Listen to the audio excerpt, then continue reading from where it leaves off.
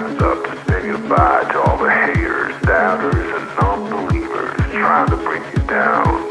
In the blink of an eye, you'll realize that there's so much more to the book than the page you were stuck on. Finally, you will be free to live a life you love living instead of the life you think other people want you to live.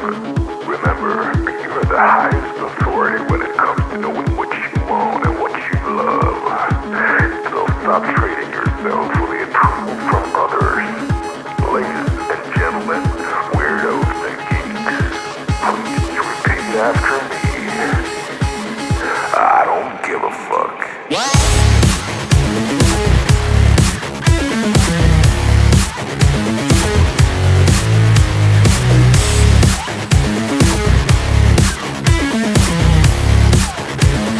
I don't give a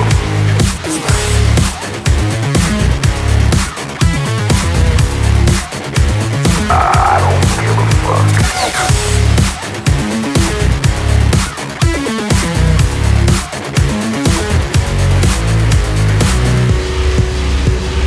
I don't give a fuck.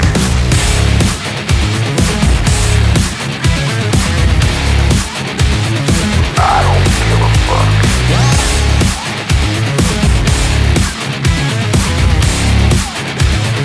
I don't give a fuck.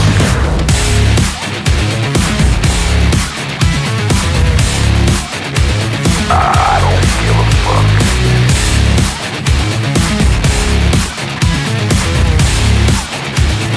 I don't give a fuck.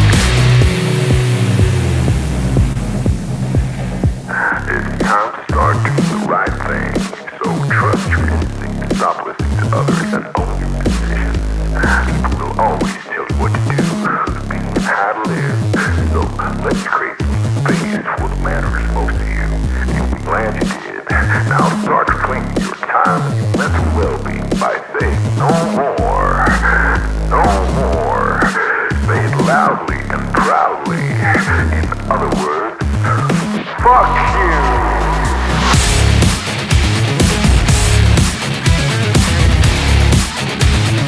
I don't give a fuck.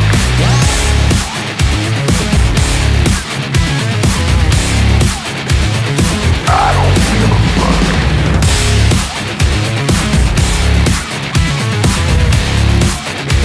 I don't give a fuck.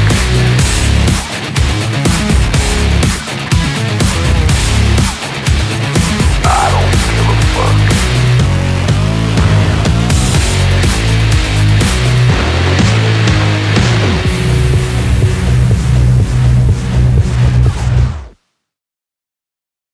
Target acquired.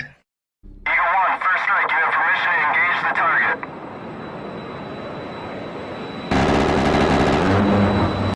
Warning: the following video contains explicit language which may be offensive to some viewers or inappropriate for children. The content within this video is intended for mature audiences only. Welcome back, everybody. Let's have a good time today. Got a lot going on out in the world today. We're going to talk about it. I'm going to have some guests in, and hope we have a good show. Hope we have a good bunch of people live watching it. But if you were catching this on the recording, as I know a lot of you do, you missed out. You should really catch it live. And speaking of live, let's go. Sock Puppets was the first in the chat today. What's up? Annie became a member. So that's cool. You know, that's awesome. And so that's, you know, that's a good time for me for sure. It's actually Sock Puppets Master. Good to see you, sir. Good to see you. Next up, we have, oops, sorry, wrong button. There we go. Next, we had Buddha Customs come in. Good to see you. Got several other people in the chat today. The chat's just not popping off quite yet, but it will, I'm sure, especially as I start to get a little more lively and we start getting into some of this really cool stuff going on. One thing that I didn't put in the description that is kind of important is Trump has halted U.S. oil and financial aid to Cuba. Now, I think that's really important, and I think it's more important than people realize. First of all, it sends a very clear message to Cuba about, hey, you got to get out of this communism nonsense that you've been in for a long time. We're just not going to support you. And, sorry, right? And it really seems like Trump is interested in cleaning up not only Europe and all of that and, just all the normal stuff we focus on, but he's actually looks like he's really, really wants to clean up our backyard, which, hey, man, I'm good. I'm good with that, right? Good with it. For too long, nations that really could be great, Venezuela, Brazil, Ecuador, Colombia, all of these places in the world that could be great nations.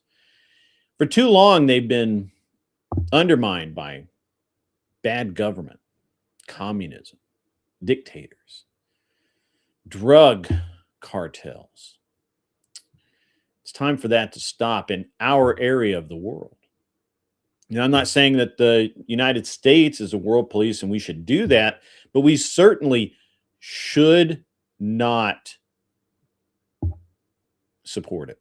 We should not. We ought not.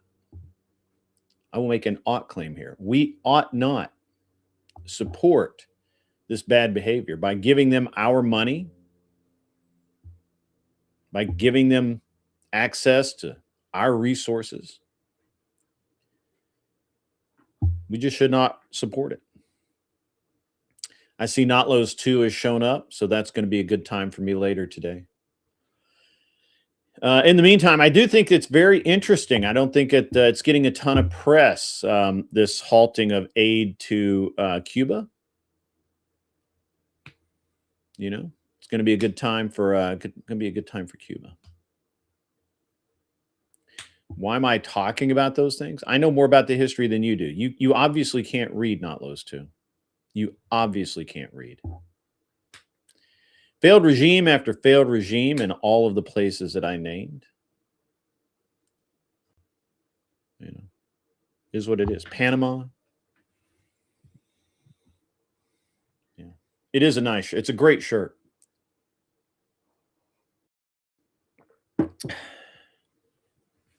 It is a great shirt. It's a good look today. It's a good, what did the kids call it? It's a good fit. It's a good fit. My kid would say that.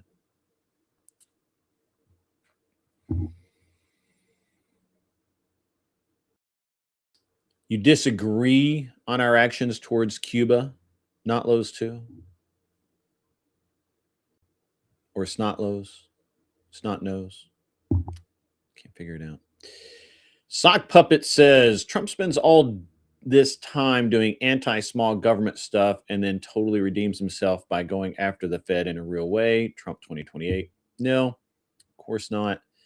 I don't believe that. I mean, I think there might be a Trump running in 2028, but it won't be Donald Sr. Probably be Don Jr. though. I think he might be on the VP ticket. I could see that. So, OPC Don, will I be investing in Greenland like the rest of the famous billionaires? Well, I'm not a billionaire, but if the opportunity comes up and it looks good, I have no problem investing in Greenland. Why would I? Good to see you, OPC Don, by the way. Hadn't seen you here in a while. What's going on in Patagonia with all those forest fires? Forest fires in Patagonia? Is that news? Patagonia is a wild area.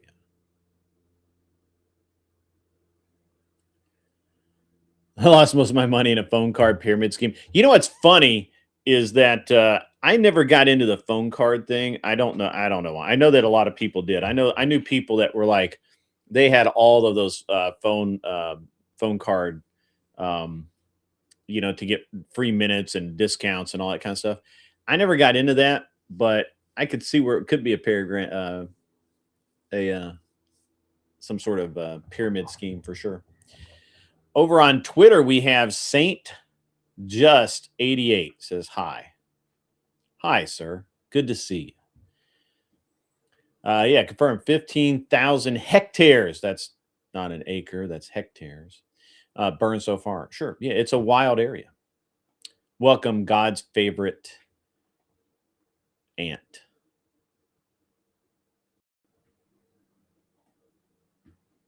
Welcome, sir. Good to see you.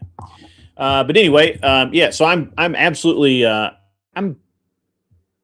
support Trump in this embargo, if you will. A little bit of history there. This embargo of Cuba. We need to clean up our backyard. You know, we need to. And look, I'm not saying that we need to go down and be the world police. Absolutely not. I don't believe in that. But what we can do is not support the criminal elements. We can support them when they're moving in the right direction. We don't support them when they're moving in the wrong direction. That's what we do. That's what we should be doing. I will make an ought claim about that. Yeah. So I do know about history and keep up on things, not Lowe's too. Unfortunately, you do not. You do not. All right. So I was going to wait a little bit. I was going to kind of go a little further with the intro, but I kind of want to get into this China economics thing because and I've been talking about it for the last few days. It seems to be a lot of misinformation or just simply apathy in the market with the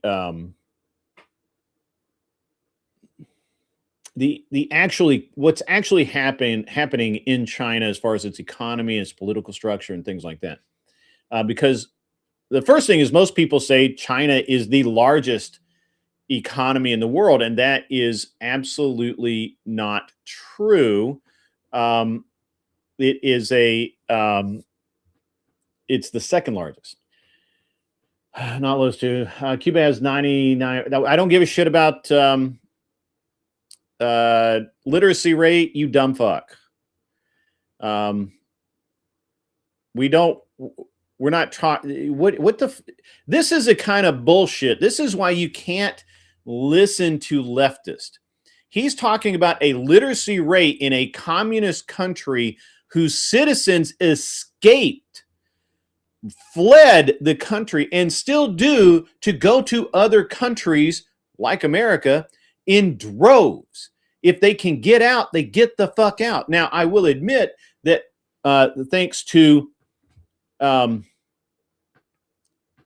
Obama opening up some trade and whatnot with Cuba back in his administration, you know, there's been some improvement there. But this is the dumbest shit I've ever heard in my life. It's rare that I get to see such stupidity played out. Natalia says China's economy is predicted to be, but they're fucking it up as I knew they would. Whoops, wrong button. Natalia is correct. It is predicted to be. However, while growth in 2025 was still trending up in many sectors, especially real estate, basically anything non-tech, okay, non-high tech.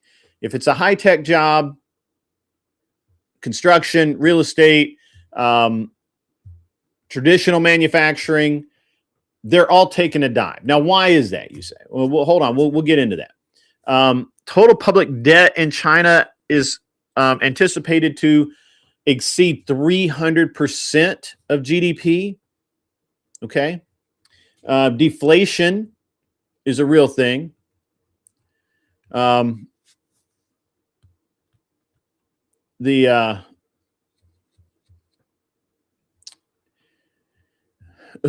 the biggest export of doctors to the third world other than the United States? Because we send, we have people going fucking everywhere for all kinds of damn reasons. What's up, Mikey Balls? Good to see you in the chat.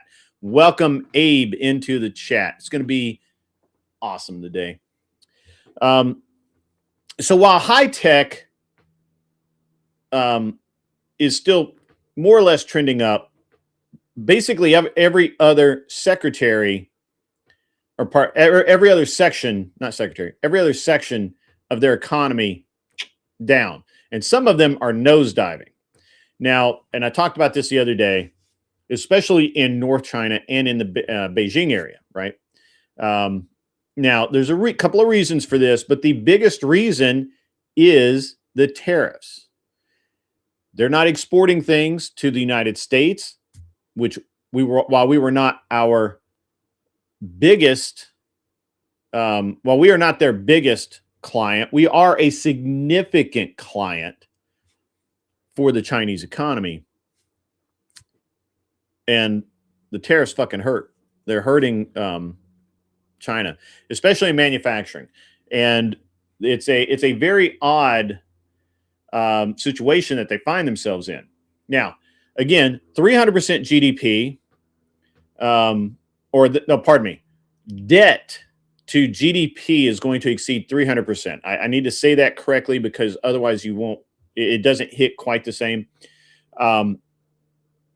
The domestic consumption, which is what China was going for, what China is really going for is to not rely on outside consumerism, but internal consumerism and consumption.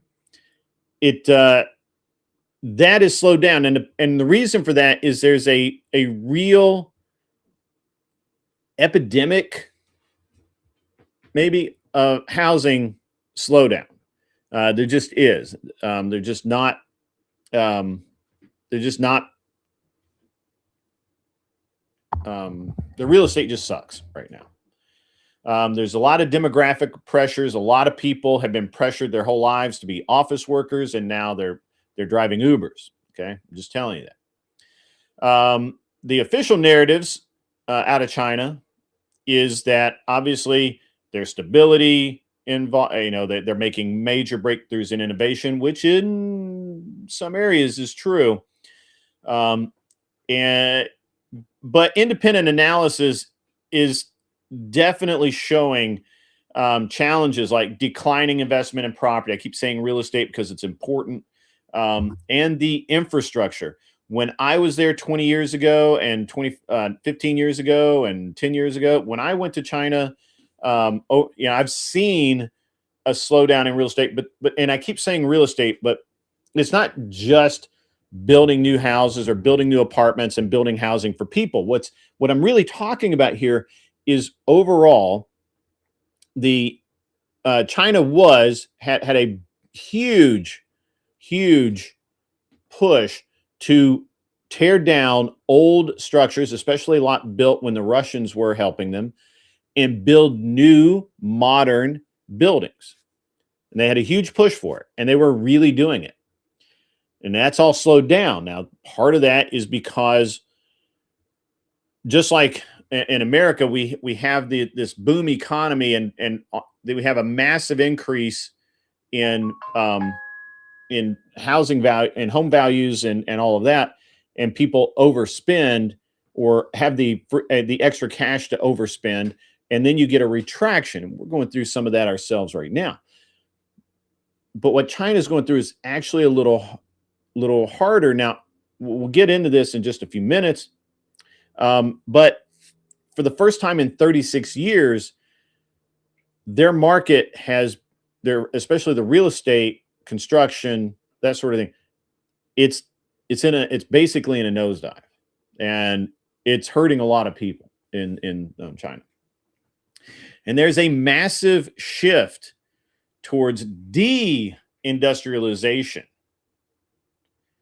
They want more farms, they want more housing, they want a lot of different things. And again, as trade is slowing because of tariffs and embargoes and things like that, the rank and file, the man on the street, the normal human being is seeing that, the idea of working in an office your entire life is just not going to be there. Now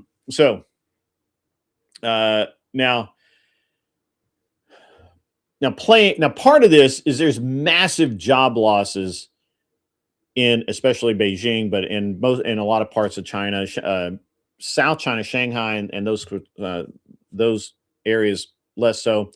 Now, the job losses are particularly high in export-oriented coastal cities and sectors tied to real estate, as I mentioned earlier, and manufacturing, and usually traditional manufacturing. Manufacturing, high-tech stuff, still booming, but the rest not happening. Now, these are estimates because it's very hard to get solid data on what's going on in China, but the estimates suggest up to about 16 million job losses or job loss or at risk in these export zones. Now, this is not that's just the export zones. That's not really talking about in the interior where some of the manufacturing, that sort of thing occurs. We're talking about just export zones, Beijing, Nanking, a bunch of other Shenzhen, that sort of thing. Now, a huge problem is youth unemployment. And last time I was in China, this was a problem, and it has not gotten any better. As a matter of fact, it's getting worse. And what happens is that youth are getting out of school or being pushed into the job market because they're not allowed to go to school because of the way the education system works there. And they come out, these people they're young, they have no career. They have no potential for a career. And the reason for this is because you have people that are older that have jobs and not giving them up, and unless they get fired, and you have the youth who keep coming out and there are no jobs for them. Now,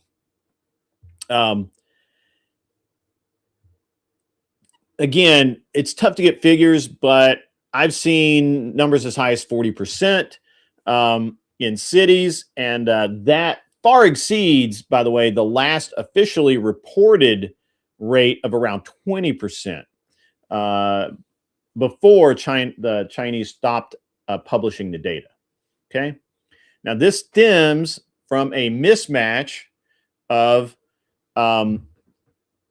workforce. It's a lot like in the United States. We're kind of going through a similar thing, not as bad.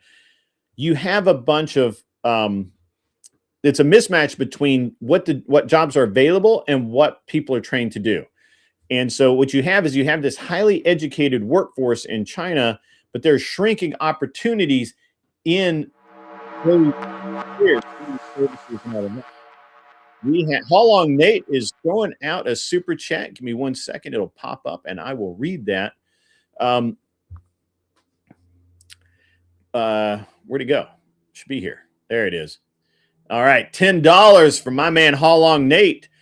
13 tube steak liquors hit like yet. Oh, man. Yes. Hit the like, subscribe, and share the stream. Invite your friends. Tell your buddies. Come on over and hang out. We're having fun here today. And I'm gonna really infuriate Notlo's too later.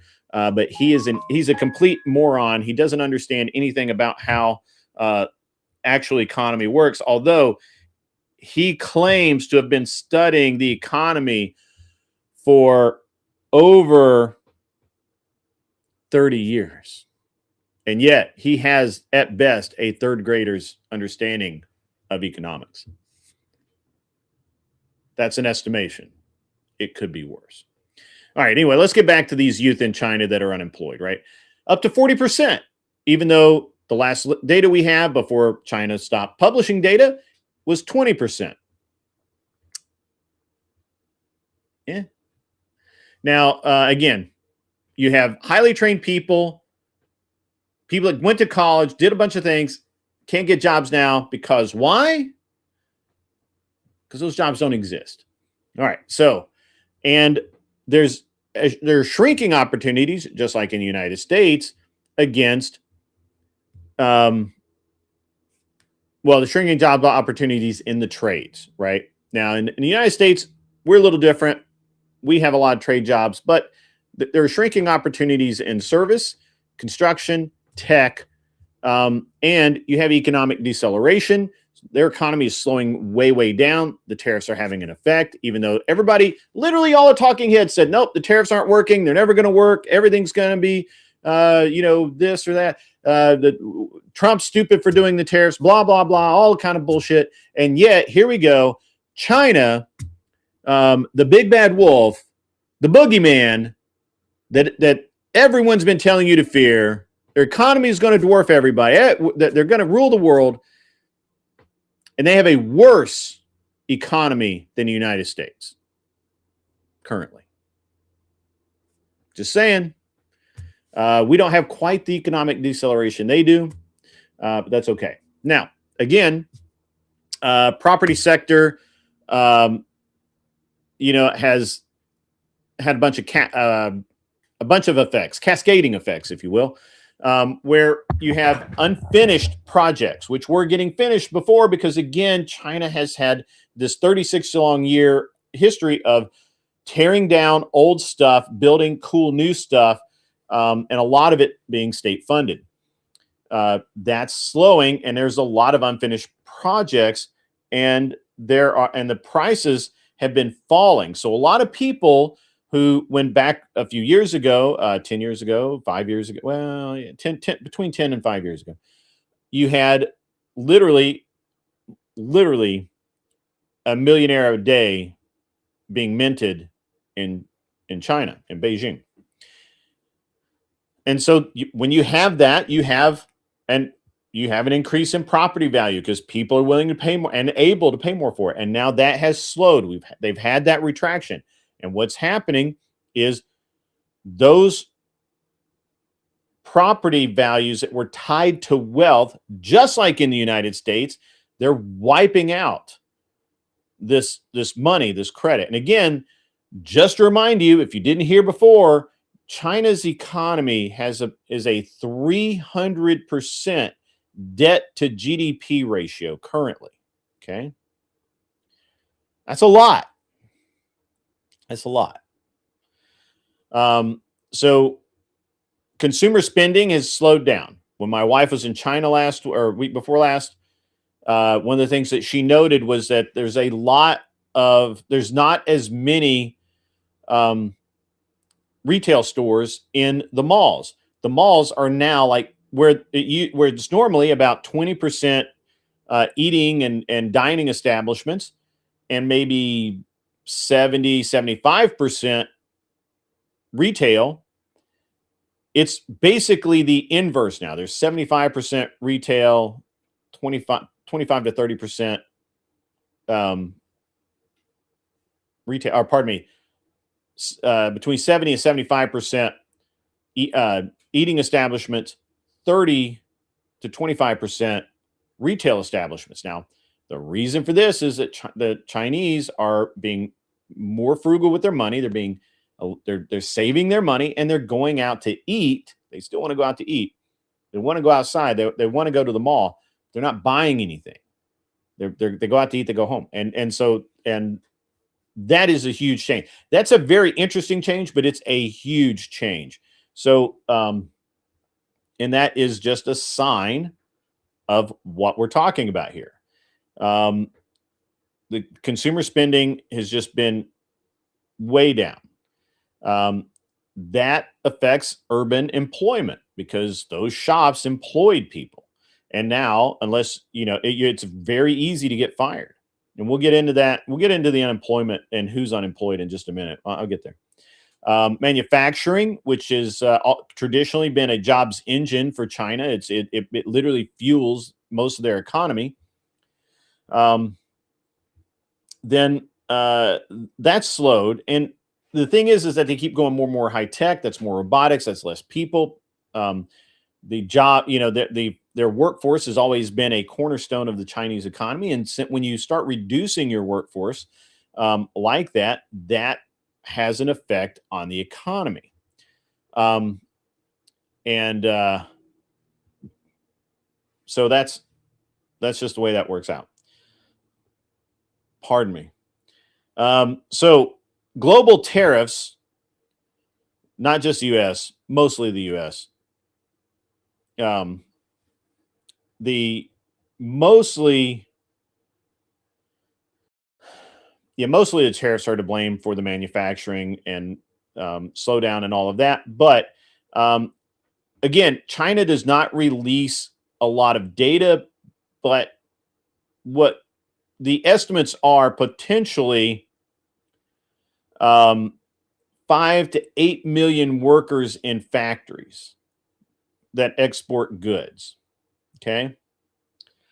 Cities like Shanghai and Guangzhou have been hit the hardest. And there's a lot of reports of stagnation, stagnant wages, vanishing jobs, and of course you had the lockdowns during COVID. It's just a lot. It's a lot that the Chinese workers are going through. Now, let's talk about this for a minute because again, when my wife was in China a couple of weeks ago, one of the things she had dinner with some people, and one of the things that was brought up was that this one of her, I guess, one of her friend's son, who is a friend of my son, was talking about he takes a cab to school every day, and he said that he's never seen so many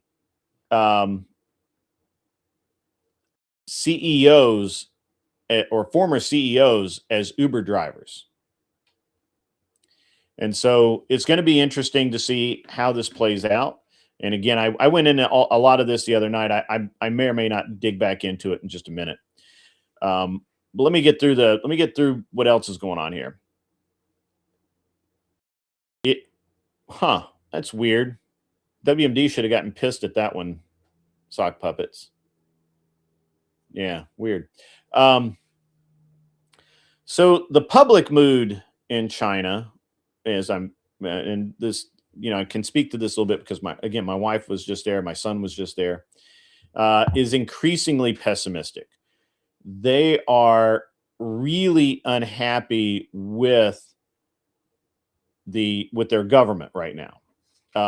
They are complaining of a hardened social strata, which is, that they can't move up, right? Like it's getting even worse. There's intense competition for any job. And it's a sense that ordinary people are getting poorer despite national growth narratives. Now, again, the Chinese people, unlike we can look at it from outside looking in and say, hey, this makes sense because we've done the tariffs and everything's slowing down and blah, blah, blah. There's a lot of people in China who don't see that, right? It's hard to see the forest for the trees sometimes. And they've got declining wages. They've got debt rising. You've got the unemployment, which is at an all-time high, basically, in China. And that's all leading to more and more frustration. It just really is. And there's a lot of social unrest in China right now. It is obviously tightly suppressed through censorship and arrest and all of that. Protest over unpaid salaries from, and we're talking everyone from civil servants to doctors, and collapsing public services. The free healthcare that everyone brags about is not free. Those doctors have to get paid to show up for work, and the public services are collapsing. They're just going away, and this is leading to protest. This is leading to a lot of bad sentiment, and the problem is that when these people complain about it on X or domestic media, or it's erased like immediately. And on platforms like X, what I've been seeing is the sentiments from the observers highlight fears of economic collapse, right? Like just economic, it's in a nosedive. These guys are, they're really absolutely freaking out, right? There are actually calls from the average Chinese person on the U.S. and others for advocacy, for us to advocate on behalf of Chinese people seeking freedom and prosperity. That's a new one. Middle class disillusionment is at an all-time high, and it's very evident. High youth joblessness is a key point in this. As I said earlier, you have we can talk about the Chinese education system, but you have these people that are very highly trained. They go to school, they get out of school to and they're they've and Chinese school is very hard, but they can't get a job no matter how hard they try. And that's crazy. And of course, you got a lot of property issues. There's a lot of real estate issues. Now that I do Chinese propaganda, I'm doing anti-Chinese propaganda. I can't register as a foreign agent if I'm actually bashing I mean, technically I'm bashing China right now. I'm actually surprised that the YouTube overlords have not taken the stream down. Anyway. But I mean, look, this is let's call it a vibe shift, right? Like the Chinese people are looking to America for help, but America's the one that put the tariffs in place that is causing this, right? But overall, look, their morale is pretty low, and they don't like their leadership right now. They're pretty unhappy, and we can get into a little bit more of that. I've missed a bunch of shit in the chat. I'm gonna go to chat for a minute and we'll come back to this. All right. Let's see what we got here. WMD can eat my ass. Yes. Oh, WMD's a pain in the butt, man. He is he's there. New York City is a problem for New York State now. Too far gone to be changed from the inside. Probably. That's probably true. Once New York State stops sending New York City the taxes, it'll be the tax money. That'll be fucking great. Yes. Sock Puppet, the mods did not get you. That was the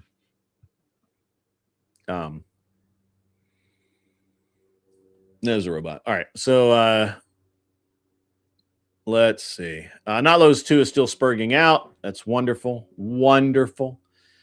Is Chinese consumerism matching that of the U.S.? Yes and no. It was, but then we put tariffs in place, and that has affected the country pretty hardcore. Now keep in mind, the real estate was already kind of moving. The real estate had slowed down a little bit, but now it's like, and China's counting on their consumerism taking off. It just hasn't yet. And part of that, now I'll get to that in a minute. We'll come back to this. I promise. Did I register as a foreign agent? Now that I do Chinese propaganda, I'm if anything, I'm doing anti-Chinese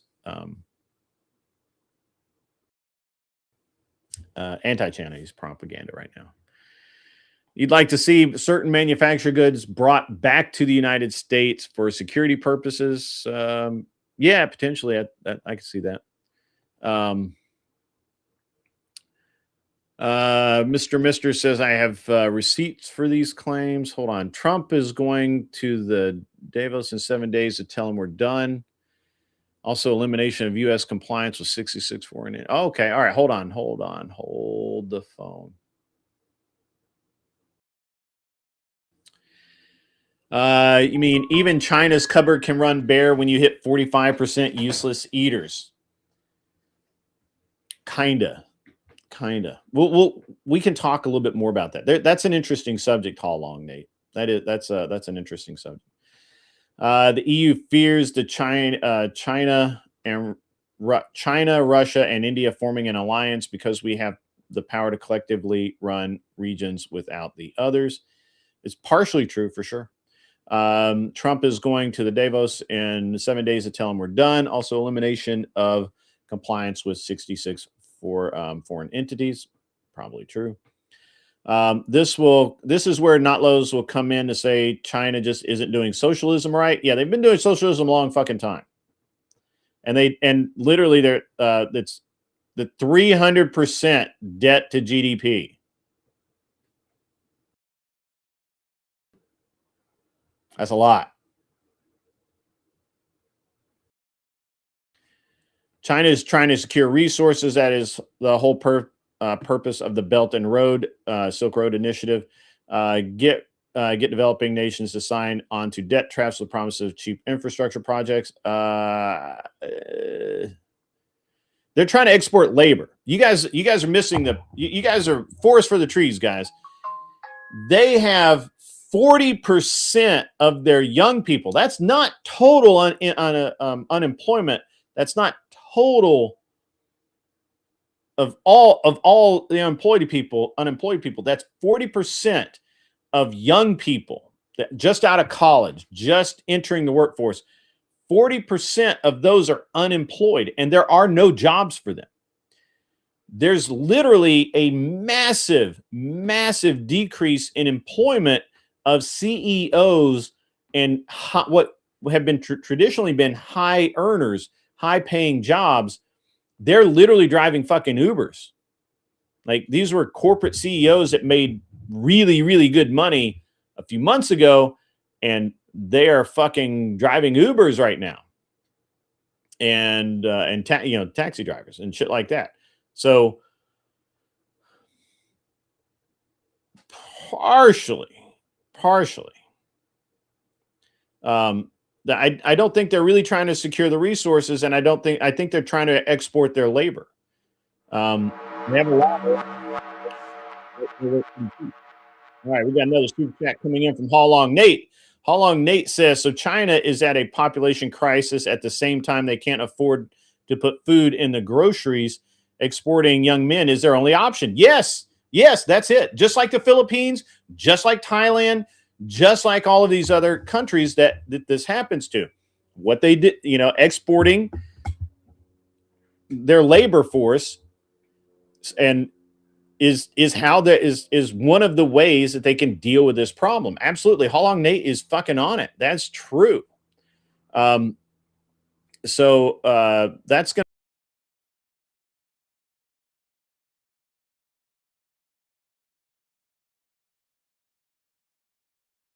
to supplant.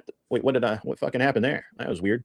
They want to supplant the US and the petrodollar with their petro-yuan.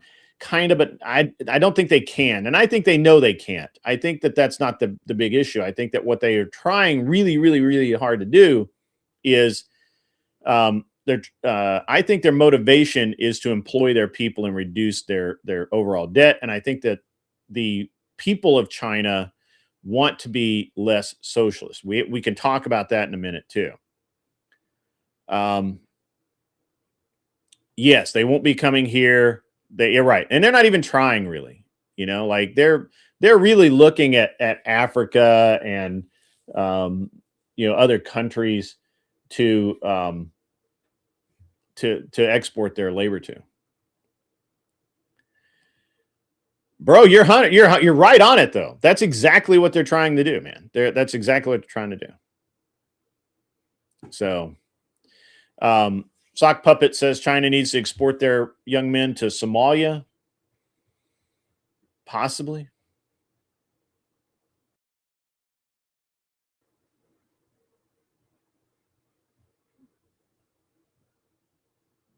Well, I'm a gun guy, not Lowe's 2. I'm sorry.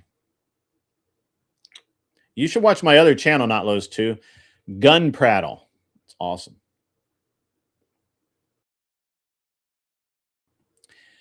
Yes, I know. The super chat notification buzzer, for whatever reason, I can't adjust the volume, so it just makes it loud. Not Lowe's 2, you could do with a little gun prattle in your life. Yes, you may absolutely ask a military-related question. Absolutely. Ask away. Sock Puppet says everyone needs to go to the gym today or you're a loser. I've already been to the gym, so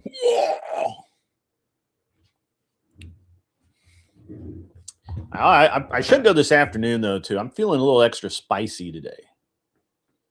Maybe I'll go do the gym. I don't have a debate or anything tonight. You're watching a video about the Barbary War, and it said the Marines is the only branch that can be sent anywhere without congressional approval. Is that true? Yes. Yes. The president has the ability to send the Marines to basically anywhere in the world with no congressional approval. Now he has to have a reason, right? Like he has to say, well, we need to go quell this uprising. We need to secure this, this area where Americans are being threatened or anything like that. Or go work out outside. Brother, it's warmed up, but it was 20 degrees Fahrenheit outside this morning, and it was fucking cold. Let's see what.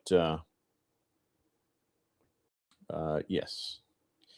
Sorry, my wife texted me, and I answer those. So,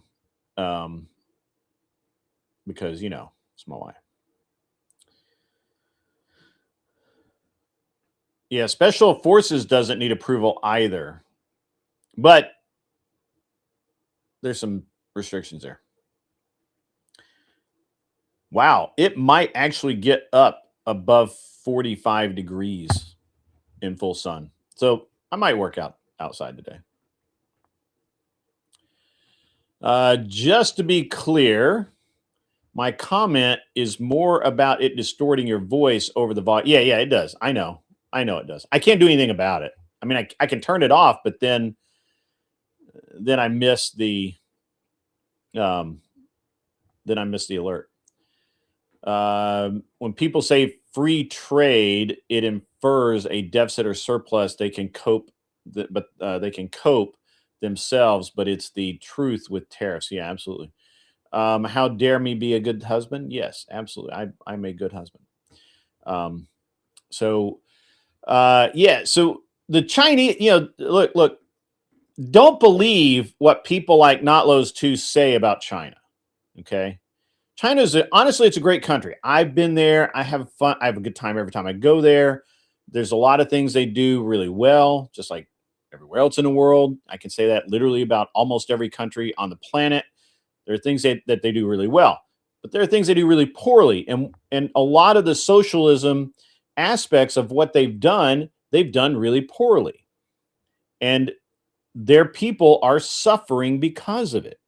And you can't, there's no amount of copium that you're going to be able to smoke to be able to make any other claim or to support any other claim. I obviously make whatever claim you want. Exporter of wives. Yes. My wife is awesome. My wife is Chinese and she is awesome. You want to see, you know what? I'll do it in a minute. I've got stuff going on. All right. Yes, but we also export wives. I think every country exports wives, don't we? Isn't pretty much every country an exporter of wives? Is that fair to say? Somebody help me out. Is that fair to say? Feels like it's fair. Right? I mean, I know dudes that have, English, Canadian, all kinds of wives. What's the number one visa again? So the information I had on that was interesting. It's the number one growing visa. It's risen 94 percentile in like the last year. H-1B is actually still the first, which it was weird because I was researching H-1B and it showed that H-1B was not the number one visa. But O-1B up 94%. It's like huge. We exporting hookers or importing hookers. I guess we export them too. We just don't export them as much as we probably should. So we should have economic deals with China instead of the fear mongering. Absolutely. Absolutely, Mr. Mister. Abso-fucking-lutely. They're supposedly taking Taiwan for the last 5 years. No, brother. Literally, we've been told for like 20 odd years that they were going to take Taiwan. So I did know what I was talking about. The information was skewed a little bit from my first source. H1B brings the HPV. What an idiot. That's going to be awesome. All right, I guess we got to talk about Iran now. Are we done with China? Has anybody got any more questions about China? Because we could talk. I kind of want to talk about Iran now. We good? Anybody? We good? If there's something about China you want to talk about, we could talk about it. But I want to talk about Iran. Skewed from my ego.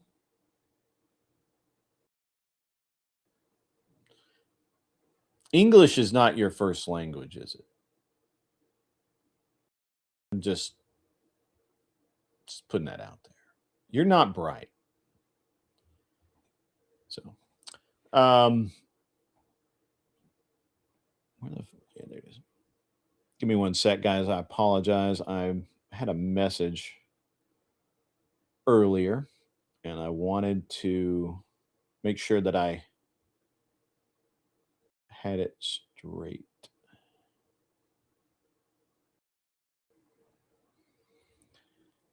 I understand that this is bad TV, and that is okay. There we go. All right. Where was I? So anything on China? China news next month after. Yeah, right. Next month will be super spicy. Will be spicy next month. Yeah, I mean, look, Taiwan's a bit. Look, the Chinese have always said that they're going to take Taiwan back. It's kind of a weird deal.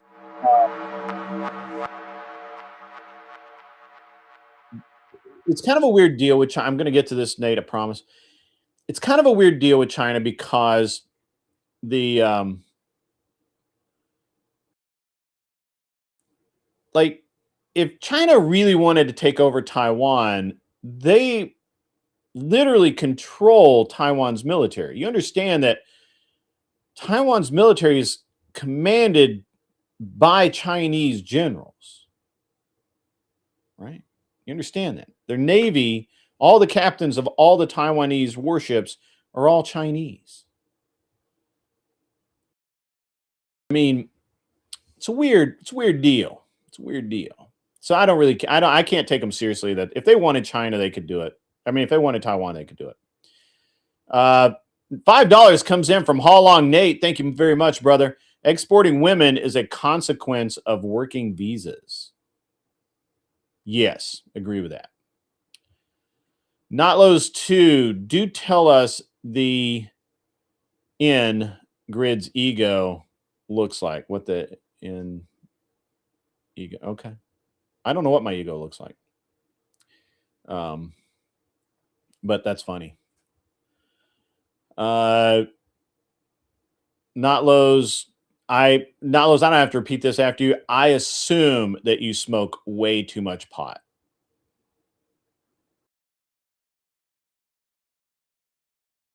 Yes, I also believe that you're a troll. Trump is focusing on foreign policy because that's the last domain of actual power for a president. That's true. The bureaucratic fascists have taken all the other authority of the executive branch. That's actually not true because Trump is trying to regain his power, the executive branch power. They just keep hammering away at it. PLA has nothing to do with Taiwan's military. Yeah, PLA is good for printing. That's true.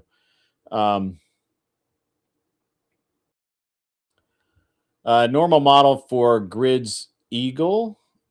Like, what is the distribution, and did I skew it left or right? That's good. Does my wife know any ladies looking for residency? Actually, probably not. But I'm sure I'm sure she knows somebody who knows somebody. Insane Wheels does indeed smoke a lot of pot. I'm very well aware of this fact. Indeed.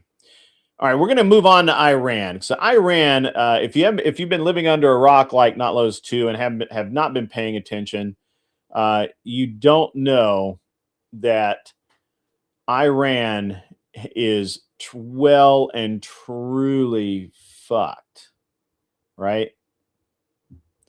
And they are, and now this goes back a ways. I mean, it's not something new. This is not a, that's right. Good. It is Eagle. Eagle's right. The all right. So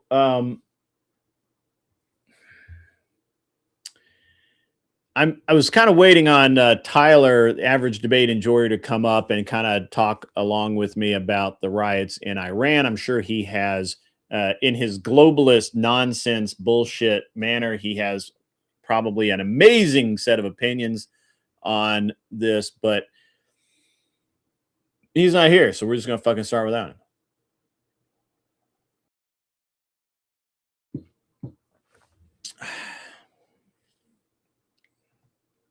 When I'm paying attention, he means reading a 200-character X headline and regurgitating it. What? I'm not even on X right now. That's hilarious. Iran economically has been in the red for years. Not untrue at all, actually. What are we talking about today? Just got here. We just finished talking about China and how bad their economy is doing. And now we're going to talk about Iran, mostly about the protest. Iran, folks, Iran is, man, it's a powder keg. It's a powder keg. This one time, I don't think we can blame the CIA on this one. War is their only option to get out? Probably. All right, so now I call them riots. The world news is calling it unrest. At least that's what I've seen in headlines. If you've seen something else, let me know. The headlines seem to be a little lacking, but that's just the way it is. Now, this goes back back to in December. And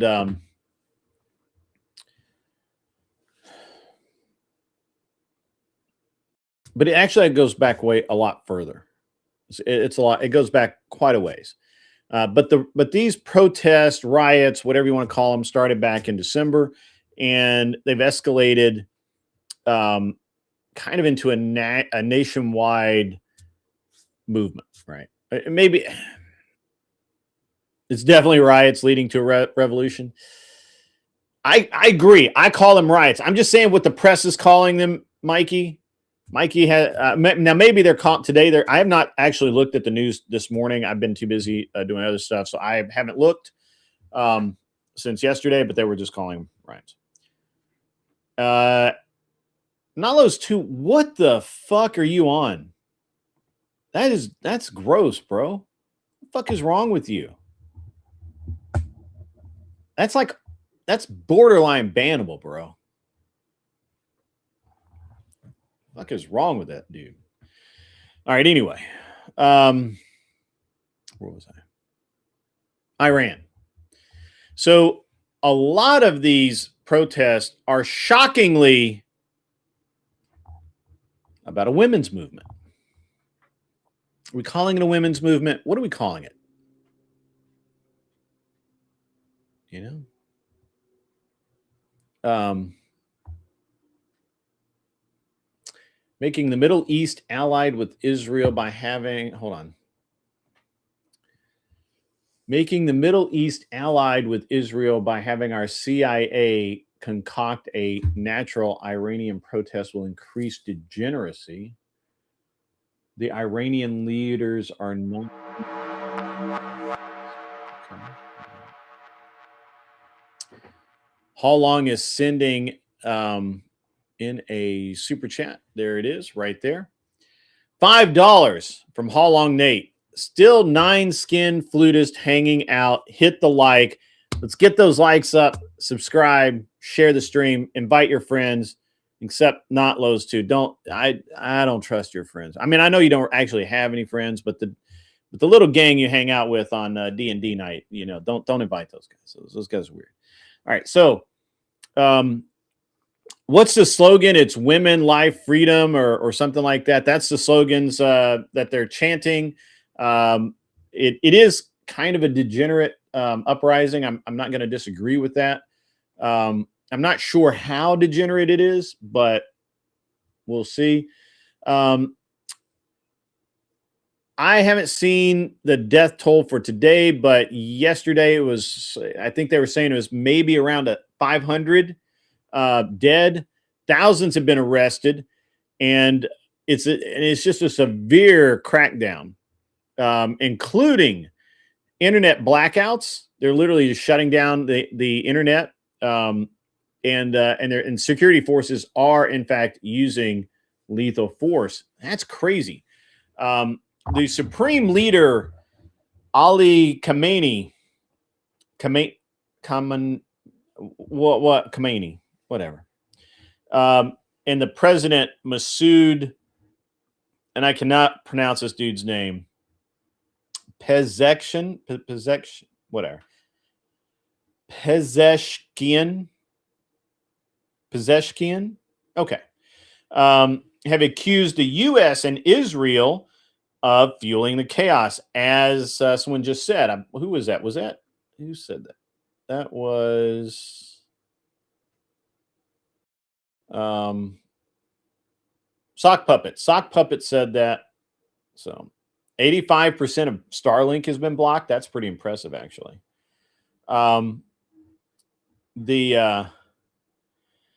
Anyway, I don't use X. Why does everybody think I use X? I'm barely on X. Like that. Why? What the fuck is wrong with this guy? Seriously, what drugs are you on? That's a serious question.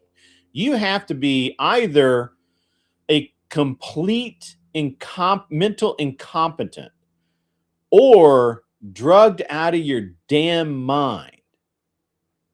One of the two. I don't know. I barely use X. Actually, I have an account that I don't even know how to get into anymore. All right. So the leadership of Iran, they're accusing everybody of, using of fueling this chaos. President Trump, obviously, you've seen the announcements where he's threatening military intervention to support the protesters. There's, I think, protests in 100 or more cities in Iran and across all, is it 30 or 31 provinces?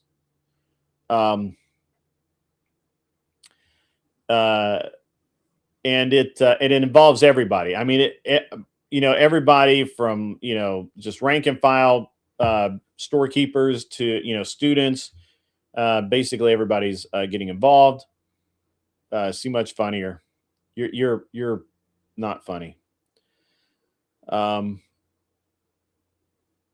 Not Lowe's 2 is a virgin. Well, we can tell that he's never had to turn down pussy because it's never been offered. Long Nate comes swinging again with another $5 super chat. We're going to get him. I'll have that up here in just 1 second. The only time the dog doesn't get blamed for farts is, all right, here we go. $5 comes in. X is too mainstream. I got booted 6 months after Elon changed the name. Yeah, I mean, I've heard people getting booted quite often. The only time the dog doesn't get blamed for farts at the dinner table is when Grit is at a family gathering. That's what? That's like low tier, man. Like you try to be a better. That's the best you got? Yeah. He can't be gay. They won't have him. Gay people have standards.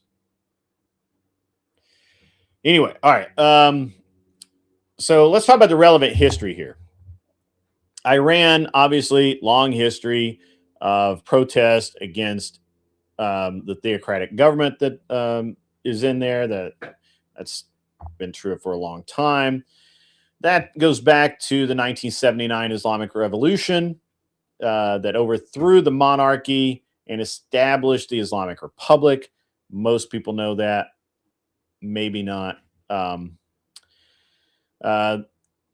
that's under a different Ayatollah Khomeini or Khomeini, whatever. The names all sound the same. And so they established the Islamic Republic. The revolution itself, or this revolution, or that revolution, began as a broad-based unrest amongst the Shah's regime. Also, we had a little something to do with that ourselves. You know, really? That's weird. What's up? Hey, what's going on? You're full on Texan now. Yeah, for sure. You know me. You got your sleeve of Red Man yet? I don't know what that even is. Well, okay. Well, you're from Georgia. How do you not know what Red Man is? I'm from New York. I moved to Georgia for work. I'm a carpetbagger. You're a fucking carpetbagger. Yeah, been a couple interesting days in news. I don't start working full time at my new job until next week, so yeah, I'm kind of chilling for this week. I did a debate last week on or the other day on intellectual property, won the MVP. There you go. $5 comes in from How Long Nate. That poor schmuck, not Lowe's 2, can't even get a sympathy laugh on Kill Tony. I mean, that's true. It's true. Redman's chewing tobacco, bro. But yeah, I was watching you a little bit earlier, and you were talking about, I think it was Iran when I popped in. Well, we were talking about China earlier. Oh, that might have been now it. We're talking about Iran. I gotcha. Okay, good. Yeah, that's just pretty crazy. It is popping off over there, those fucking degenerates. Did Trump strike Iran yet? He was talking about doing it last night. I don't know. Oh, he said last night that because of they're weighing out very strong options, and they might even have to make the strike before the call to make a deal. I'm pretty sure Sock Puppets is Anson. That just sounds like an Anson account. Also, he just said Alabama's greater than Georgia. Yeah. Bunch of carpetbaggers down there, too. Krusty Tube Sock is Anson. Krusty Tube Sock? Yeah. Probably.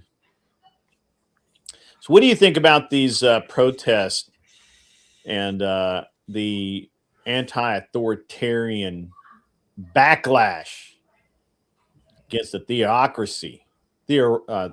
theocratic government? Well, it's just more living, breathing proof that the United States sanctions and interventionist policy leads to results. This is what, the fourth Iranian protest in the last decade of similar scale, and it's all because we are bleeding Iran dry with sanctions, and they're sick of their jihadi government getting them into conflicts that they really don't want. So I'd say this is just more living, breathing proof that America owning trade on the world stage punishes bad actors, and now that Venezuelan oil isn't coming to Iran to process their crude into workable energy to sell to China, their main outlets for earning money, selling energy to China, selling drones and missiles to Russia, Korea, and all the axis of evil or whatever they're called. They can't do that anymore. So they're going broke. Their revenue as a nation's not coming in, but their output's still just as high, and the people are pissed. So really just goes to show, if you fuck with the U.S., we slap sanctions on you, eventually it's going to hurt your people, and they're going to come and topple you. Stand by. Mikey Balls says, we did strike ISIS in Syria today, however. Of course we did. That's what we do. We don't like those ISIS fuckers. We don't like the cut of their jib. So this is actually a comment. I read this yesterday. I did not get I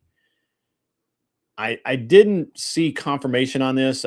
I'm sure it is true, but it says he says swaths of Iranian police are refusing the crackdown on the mostly peaceful protest. Iran is cooked. What do you think about that? I think they are. If anyone thinks, can you confirm that? I think they are. I don't think I can confirm that. I just think that they're cooked at the end of the day. I don't. Well, I think that. I mean, look, they've always been cooked. It was a slow bake. So yeah. We're getting to the end of the timer went ding, and you can smell that shit through the house that the Ayatollah is about to be removed from power. Yeah. Well, I think the problem is that you can only have a theocracy for so long, right? And throughout history, we've seen you'll have a theocracy, and then you'll have a period of degeneracy, and then you'll go back to a theocracy. And this is cyclical. My opinion, right? At the end of the day, it's a long process that led us here. What I'm hoping, I'm hoping for this, but I don't know. But what I'm hoping is that we get Iran, Iraq, and Afghanistan, Palestine, not Palestine. Drawing a blank. Doesn't matter. We get all of the stands to kind of go back to where they were in the 40s, where they were not degenerate, right? They still had their morals and all of that, but they were quite westernized, right? Back in the 40s leading into the 50s, Iran and Iraq were considered the Paris of the Middle East. Like they have great cities. When you look at pictures from that era, you see a bunch of Yemen. Thank you very much. When you look back through time and look at the pictures, you look at the National Geographics, you look at all these things. It's like an entire, like you can't even believe that that's Iran, Iraq, Yemen, Syria, Turkey. You can't. It just doesn't make sense. These are wonderful places. You see men walking around in business suits. You see women in colorful dresses. You see, people going out to dinner in actual restaurants and not eating in the fucking huts. So I'm kind of encouraged by this, honestly. I would love to see the Middle East be back in that kind of modern, kind of sort of Western look. Yeah. That's why you see all the anti-TDS people. The only things that they can say are genocide in Gaza, or Trump said day one he was going to end the Russia-Ukraine war. He didn't do that on day one. That's the only, and they're just shitty non-arguments that are like nitpicking around the sides. Trump's foreign policy, in my opinion, and though it's not that much of an important issue to voters, it's usually like not even in the top 5, but it's been really, really good. Yeah. And the fact that he's been allying all these nations like Saudi Arabia, UAE. I've been to the UAE and I've been to Qatar, myself, and both were really nice, but they are fun. In the past, they historically funded these extreme groups, and now they're not. Well, but that's family, right? Like that's like me giving, even though I don't like my brother very much, it'd be like me giving him money because he's my brother, right? Like that's kind of and I've heard people for decades say, "Hey, we can't do business with the Saudis if they're funding these people." And I'm like, look, it's literally their fucking brother, right? Or it's the nephew that nobody likes, but his uncle's asking you for a favor, give him a few mil, and whatever, so it's like, yeah. And Qatar was claiming, I don't like it, right? I don't like it, but I understand it, right? Qatar was claiming willing there's to punish an conditions. entire country for basically, nepotism, right? Qatar was saying they were doing the same thing with these extremist groups that we do sometimes. It's, we'll give you this money, but you have to do X, Y, and Z conditions to moderate. Right. And they might have been getting that, but I don't think it really worked. And Chad is correct in that, except for not Lowe's too. Chad is correct that all of those countries, so it all started in like I originally thought it was 1949, but I think it was like 51 when we assassinated the president of, I'm going to say Iran, but I think it's actually Iraq. Got another super chat coming in. Some of you guys need to pick up some of the slack from Haw Long Nate. He's carrying the entire chat today. $5 from Haw Long Nate. The problem is that the general populations aren't high enough IQ. That's also true.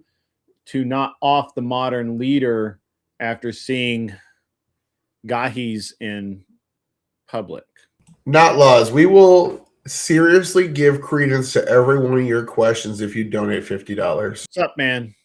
What's up, OG? Good to see you, buddy. Does China undervalue their own currency? They have a 300% debt to GDP ratio, you dumb fuck. Also, they purposely deflate their own currency. How high? Look, maybe I'm not a good judge here. My brother, Tyler, how high do you think this fucker is? I think it depends on the substance. If it was heroin, probably not. Cocaine, probably not.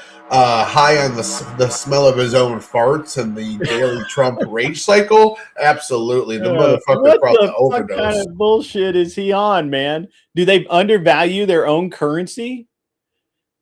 They're literally deflating their currency, dumb fuck. If China was a business in the United States, they would have been arrested for the tactics that they use. For fraud.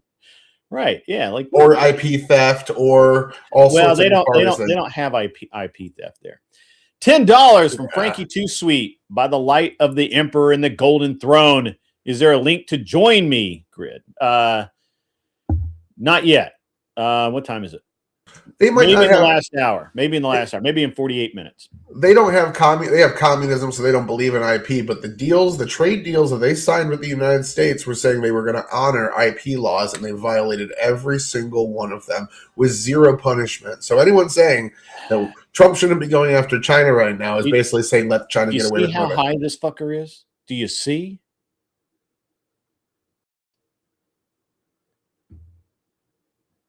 Do you know why they devalue their currency, you dumb fuck? Because they have over 40% youth unemployment. That means people younger than basically everybody listening to this show.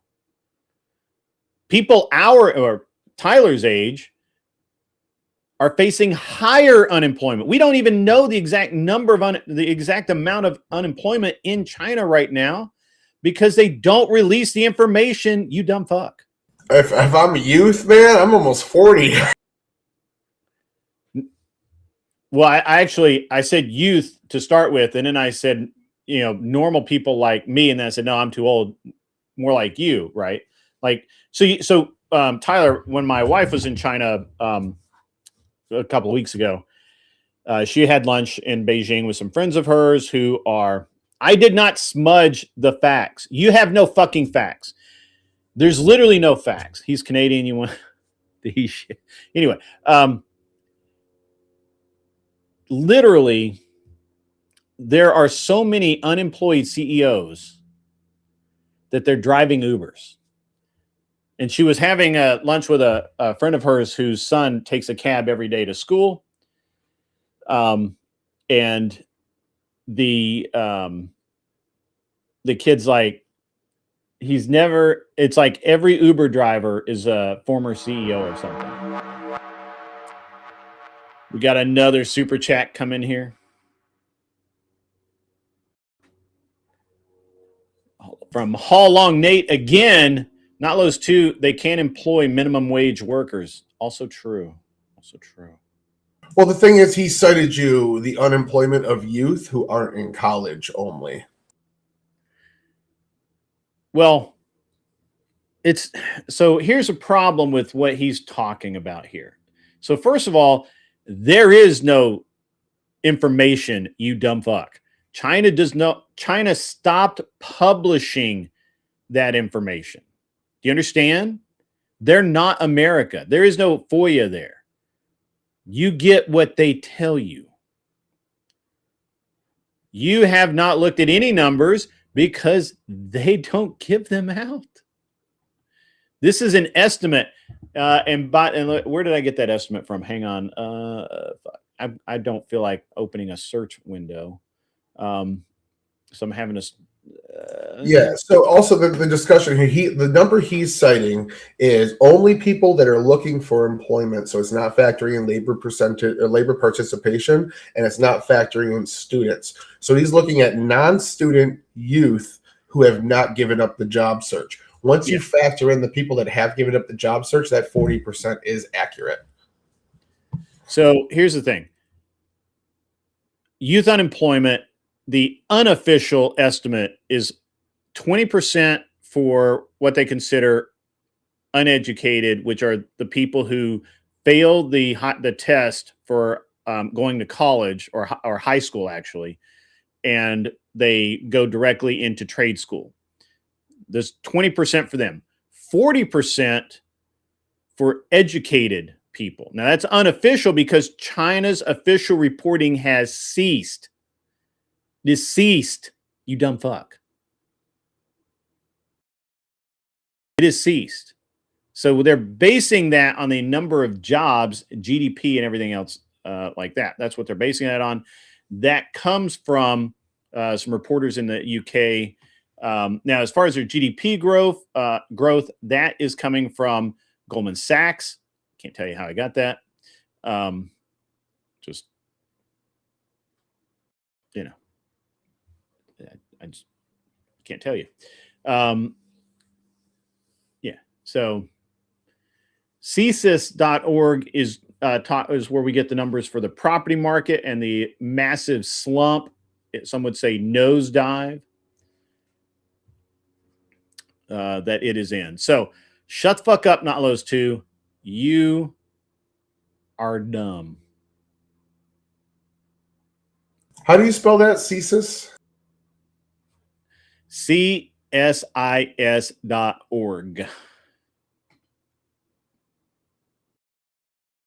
It's called a Vanke analysis. It's VANKE.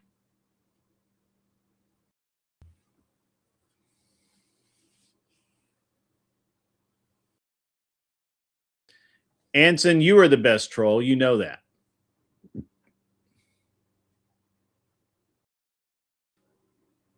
I'll look that up right now as well. But in order to be not harassed by Anson in chat anymore, I've changed my name. I am now the average Anson enjoyer. That doesn't mean I enjoy Anson to an average level. I greatly enjoy Anson. I'm just average at it. You're just average at it. Hang on, I got a Discord messages. Oh, Fabian Liberty.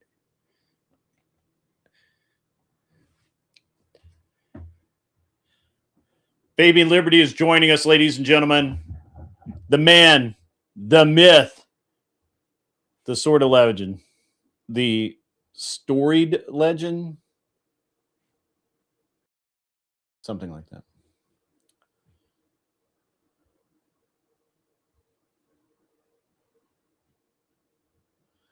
Oh, gee, most of what's released through the Wumeo as propaganda. That's true. Yeah, you can't trust Chinese official numbers, honestly. There. Yeah. So Although they have so one of the things, and I don't know, you kind of have to go to China to know this. But in China, they have every so often, I think it's 5 years, 7 years, 10 years, something like that. They have a national survey. It's completely anonymous, and and everybody has the opportunity to go fill it out. And when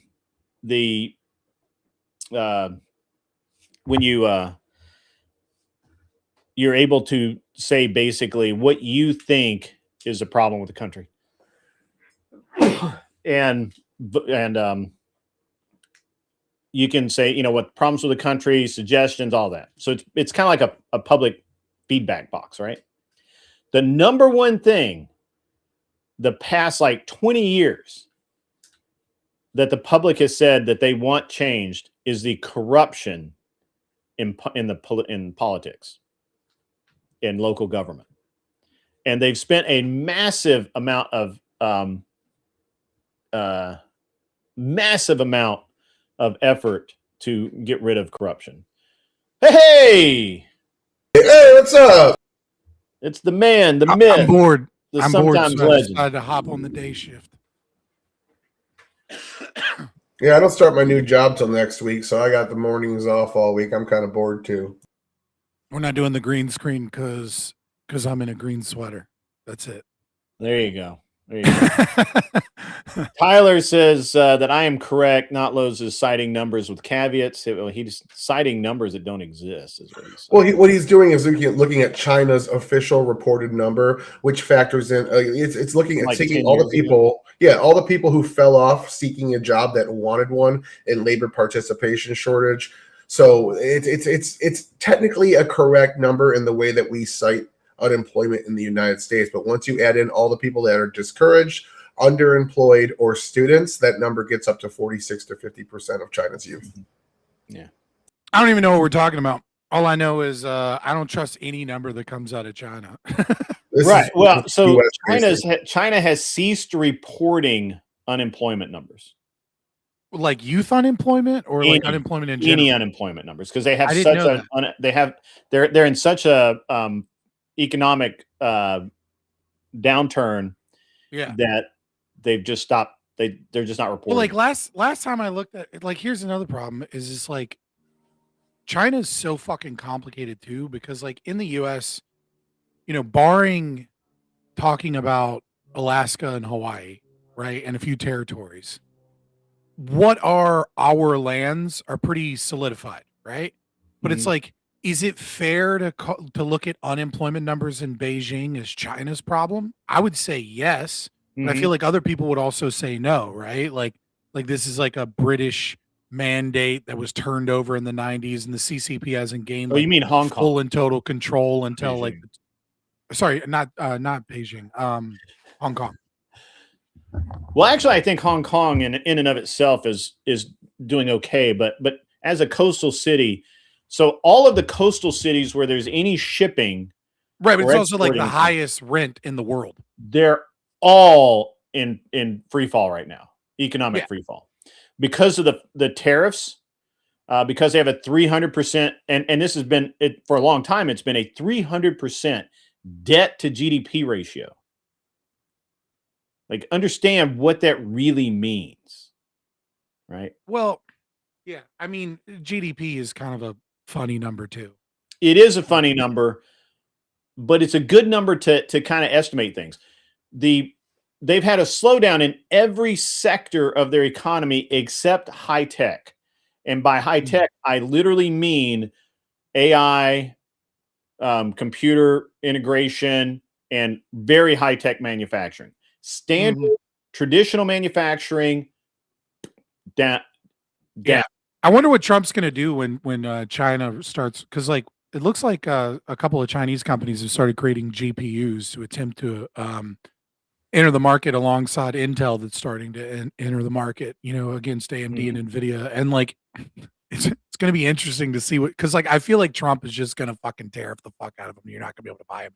Yeah, I think so. I mean, he's already put the mechanism in place so that Mhm. he can go to 100% tariffs on some things. And I think the 100% tariff would be on something like strictly intellectual property or strictly things that you can't hide behind a border, right? Like you can't control because it's electronically transmitted and shit like that. So he would just Well, it's just like anytime I talk about China, all I can think of is this term. What is it? It's in English. I want to get it right. Voluntary vocational training programs. Mhm. Do you know what voluntary vocational training programs are? Mhm.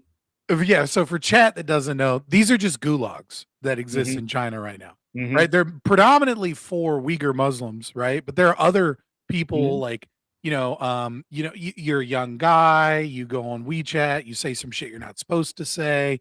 There's not really a job for you. And you can either be homeless or you can go to a gulag and you can be like, and you can look at videos from like the mid 2000s to like early 2010s before they, clamp down on this. And they're factory workers working 16-hour day shifts. And like if you fall asleep, a CCP agent just grabs you by the back of your shirt and drags you into another room off camera to rough you up some before you get back to your 16-hour factory shift that you're forced to do. And so it's like we treat China because like LED light shows and fucking drone fireworks like it's like moved into the modern era because it's industrialized. But it's no different than the fucking USSR. I mean, it's better than Mao's China was, but in terms of like, I mean, like, yeah, sure, you can live in Beijing, you can own an apartment if you're fairly wealthy and successful, right? And you have a decent education, you can live a better material condition life. But in terms of like human rights abuses, I mean, like they've stepped into like medieval Europe in terms of levels of human rights abuses, right? They finally adopted a system with the same level of human rights abuses as feudalism.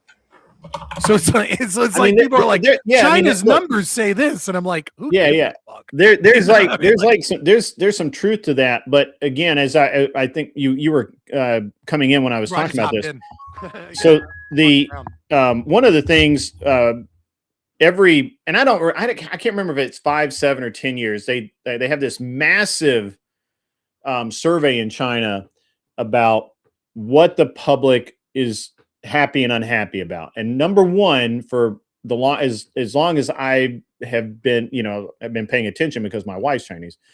Number one has been government corruption, and they literally have gone after the corruption on a level that we in America could probably not understand.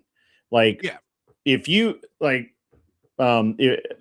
if you're a city official and you're like, somehow getting graft, or you're not giving, you're abusing these people over here and not these people over here, and Not even.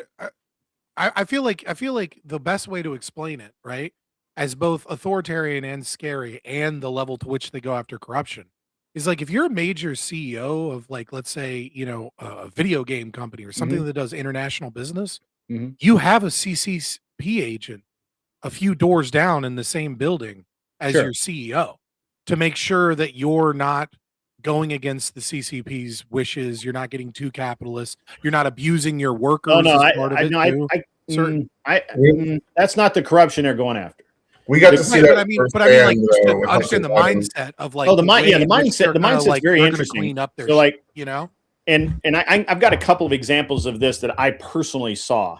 Mhm. So my father-in-law was a VP of technology for Beijing Radio, which is the only radio station in Beijing, right? Right. Because it's 100% government owned. It is, it's a literally nothing but propaganda machine. But he was a technology guy, and he kept his nose clean the whole time. He never like took any kind of bribes or anything like that. But his boss, who was like the division president or whatever, I don't know. Right. He did. And they found out, the Chinese, you can't hide anything from the Chinese government. So they found where he had taken these bribes and these kickbacks through various companies to buy certain technologies and all of that, or to use very specific suppliers. And he had a choice. He could either go to prison in China for an undetermined amount of time, or he could pay like $100,000 US fine. Right. And he paid the fine. Like he borrowed money from everybody he possibly could, because the last thing he wanted to do was to go to jail. And then I have another one is, and this was actually in the news here in the United States. And this was probably like 2007, 8, somewhere along in there. One of my wife's, the company that my wife worked for had a contractor, I guess, who was in China and his job was to buy databases, right? This company specialized in databases of mineral deposits and information regarding them, and other things of that nature.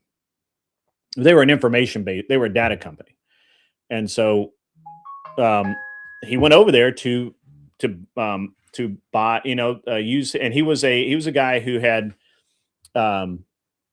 He was born in Chinese, went to school in China, but his family moved, and he was a U.S. citizen with a family in Texas. But he went back to China, used his school contacts, that sort of thing. And the thing where they have you born? What you say, was he born in the U.S. or born in China? Born in China. Born in China. Moved to the U.S., went to school in China, moved to the U.S., became a citizen, had a family in China or in Texas, and but he went back to China to use his schoolmate, to use his resources, his contacts to help to gain access to databases or companies for sale or any technology that might be for sale, things like that.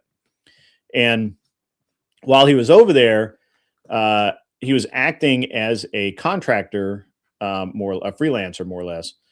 And he did this deal with my wife's company where one of his schoolmates sold him a database of geographic data for like somewhere in maybe like, I don't know, on the steppes before you get to Mongolia. It's still China, but it's not quite China. It's whatever. Right.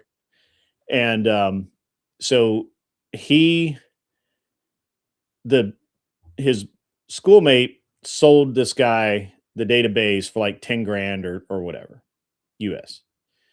And they caught him doing this deal. And the problem wasn't that he had bought the database.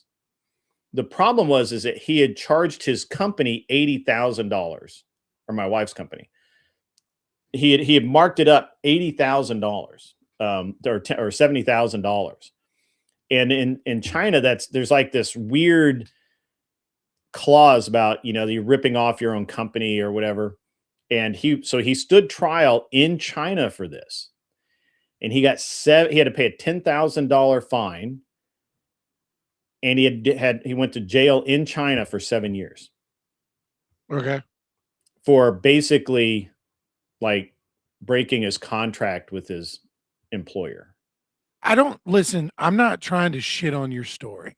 I promise you when I say this. Yeah. But I feel like this story is, I feel like if we go out into the ether, there's a story just like this in the US.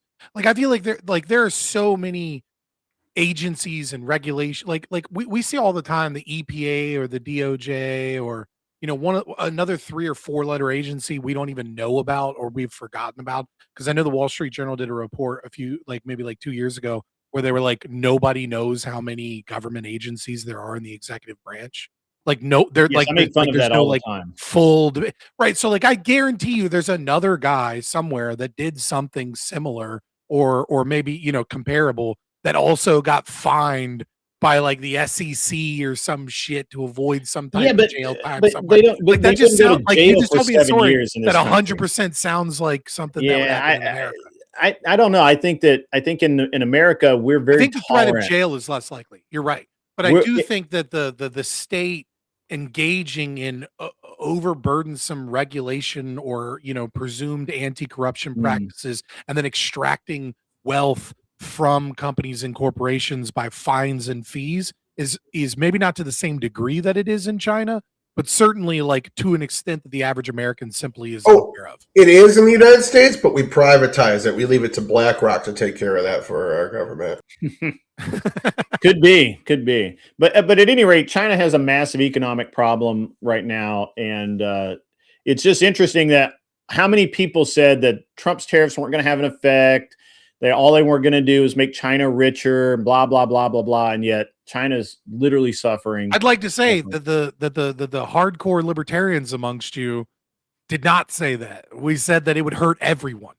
Right? It was the lefties that were coming out that like were saying like, oh, China's going to do great and China, big China #1, right? It was the fucking libertarians that were like, hey, this is going to hurt China, this is going to hurt America, this is going to hurt everybody because that's what tariffs do. They hurt everyone. If you want to have an honest conversation, and I always said this from the very beginning, I was like, if you want to have an honest conversation about tariffs and say, look, we need tariffs to bully these other people into straighten up and fly right situations so that we can get new deals where we're not getting raked over the coals with bullshit regulations and because like one of the things that nobody ever talked about that like really upset me, I think, like looking at this from an econ perspective, is the way in which VAT taxes or VAT taxes by another name, right? Value added tax are essentially a tariff, but they don't call it a tariff. So it's magically not a tariff, right? Sure. So for example, Japan has a VAT tax. It's not called a VAT tax, it's called something else, right? It's an import duty, right? So when you get there, you have to pay an import duty in order like a tax in order to sell any good in Japan. Then on top of that, they have a value added tax system. And the value added tax system is calculating not just the cost of the product, but also calculating the cost of the import duty. Right. So like, let's say you have $1,000 product, right? Or we'll say $100 product and you want to sell it in Japan. You ship it to Japan. They impose a $10 import duty on the product. Now it's a $110 import duty. And now the taxes of the comparable $100 Japanese product has a value added tax, we'll say at the end of the calculation, just to make it simple, is 10%. So the Japanese product is in the store for $110. And then the American product is $100 plus the $10. And then once the value tax is added on, it's another, it's another 10% of 110, which is another $11. So the same product is $121 if it's an American product and $110 if it's a Japanese product. And I've asked so many people, what the fuck is the principal difference between this and a tariff? Like, how are these two things magically different? It's a fucking tariff. Like, that's what it is. And then we go, well, Japan's not tariffing us. And it's like, yes, they fucking are. Every single one of these countries that has an import duty and then a value-added tax that calculates the import duty is a fucking tariff. I made that same argument to Nanfan. What his response was a value-added tax is for everybody. And even if it's not an import, you still get charged the value-added tax. Then you dive into these nations, and they're giving their own localized industries exemptions to the value-added tax and only charge the import. Yes, because they only want Japanese-made products to sell first. They don't want a product made in the United States to compete evenly at all. That's really which is why that was my argument against Nanfan was. Yeah, okay, you say that the consumer pays the tax here. Yes, true. That's why he will buy something else. So he's not going to buy a made in China product. He'll buy it. He may buy a made in Japan product. He may buy a made in UK product. He may buy a made in USA product. Whichever one competes evenly with our I just product. have to pause this conversation to say the people that make their own coffee, all right, and make their own coffee the real way. Props to you, average debate enjoyer. I also make my own cold brew. All right, I make my own espresso when I have time. I had regular coffee today. That's too much coffee nerd shit. Yeah. He's got one of them not- $1,000 kits where he's You fucking didn't slay the troll, but let's hit a kill shot here. China is just going to internalize their economy more to brace for more American sanctions. You aren't punishing the Chinese, you're punishing consumers, I'm assuming American, and making their economy more resilient. That didn't show up in my chat. Bullshit. Did he block me after I beat him in debate? Probably. Here's the problem, not Lowe's, your little whiny bitch. I don't know who he is. So I have no don't negative feelings. mind. Well, he's a Canadian. That should tell you everything. And he thinks he has made claims before. He's now denying that he has studied economics and politics and everything for 30 years. He reads nonstop, but he's just a lowly factory worker or something. Well, hold on. It's like, like retarded people can read books and Right. And that's, sure. You know what I mean? Like he could have been studying for 30 years and still not know anything. Yeah. Like that happens all the time. Right. And so the problem that the thing that Not Lowe's 2 doesn't realize is that we manufacture shit in America and we still can. It was only when the Chinese could compete at a very low price point that American manufacturing slumped, and it hurt our economy, right? And now we're like, hey, we want to make everyone compete on an even keel. Now, my personal opinion, and I'm like 90% sure Fabian would say the same thing, so I'll try and save him some effort. I would prefer that the government not tax the shit out of us, and so that we could compete, so that American companies could compete. I would love to deregulate so that American companies don't have to pay, hundreds of thousands of dollars a year to that foreign companies don't have to pay so that their products could compete. I would love all of that, but we live in what's called reality. And reality is that all of those things happen. And so the only way to ensure... That's where we're going to part hardcore. Yeah, the only way to ensure currently an even playing field is with tariffs right now. Now, do I 100% agree with tariffs? I do not 100%. I just want I want American products to compete in the market, and I really dislike when politicians go out of their way to make American companies or any company have to unable to compete because of regulation and cost. Tim Hale says deregulate these nuts. I do want to respond a little bit. Go ahead.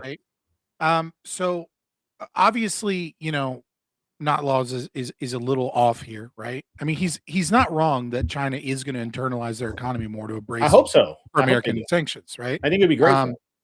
Well, I don't think that would be great for him. I mean, it's a response to the destruction of a global economy, which is like I don't think it'll good. lead to the destruction of a global economy. I think that what it does is... Well, no, I think the need to internalize their economy is because of tariffs, right? Obviously, and that's in part a destruction of the global economy.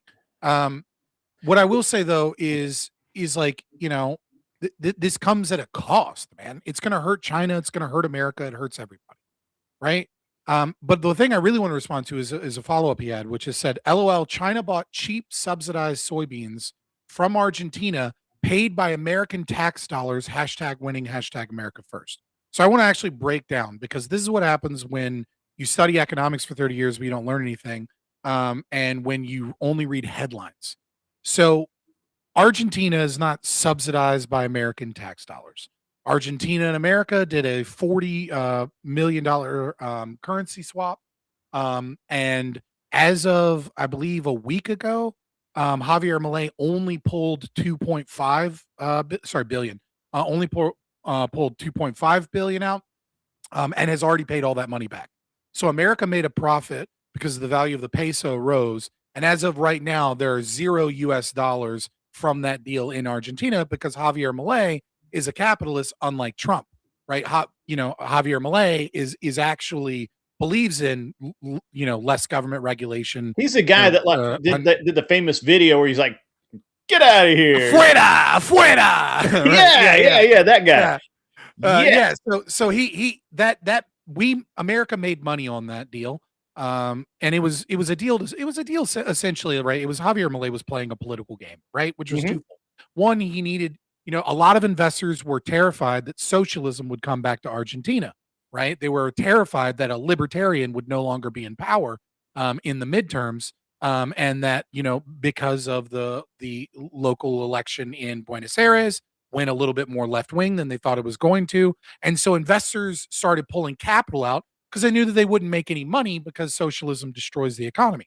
And so what he did is he gained that as a means of kind of like quieting investors, and then use that ability to gain American dollars as a means of getting fucking IMF loans. Let's be honest, right? So he played a different corrupt, global economic game, but he's paid back all of that money.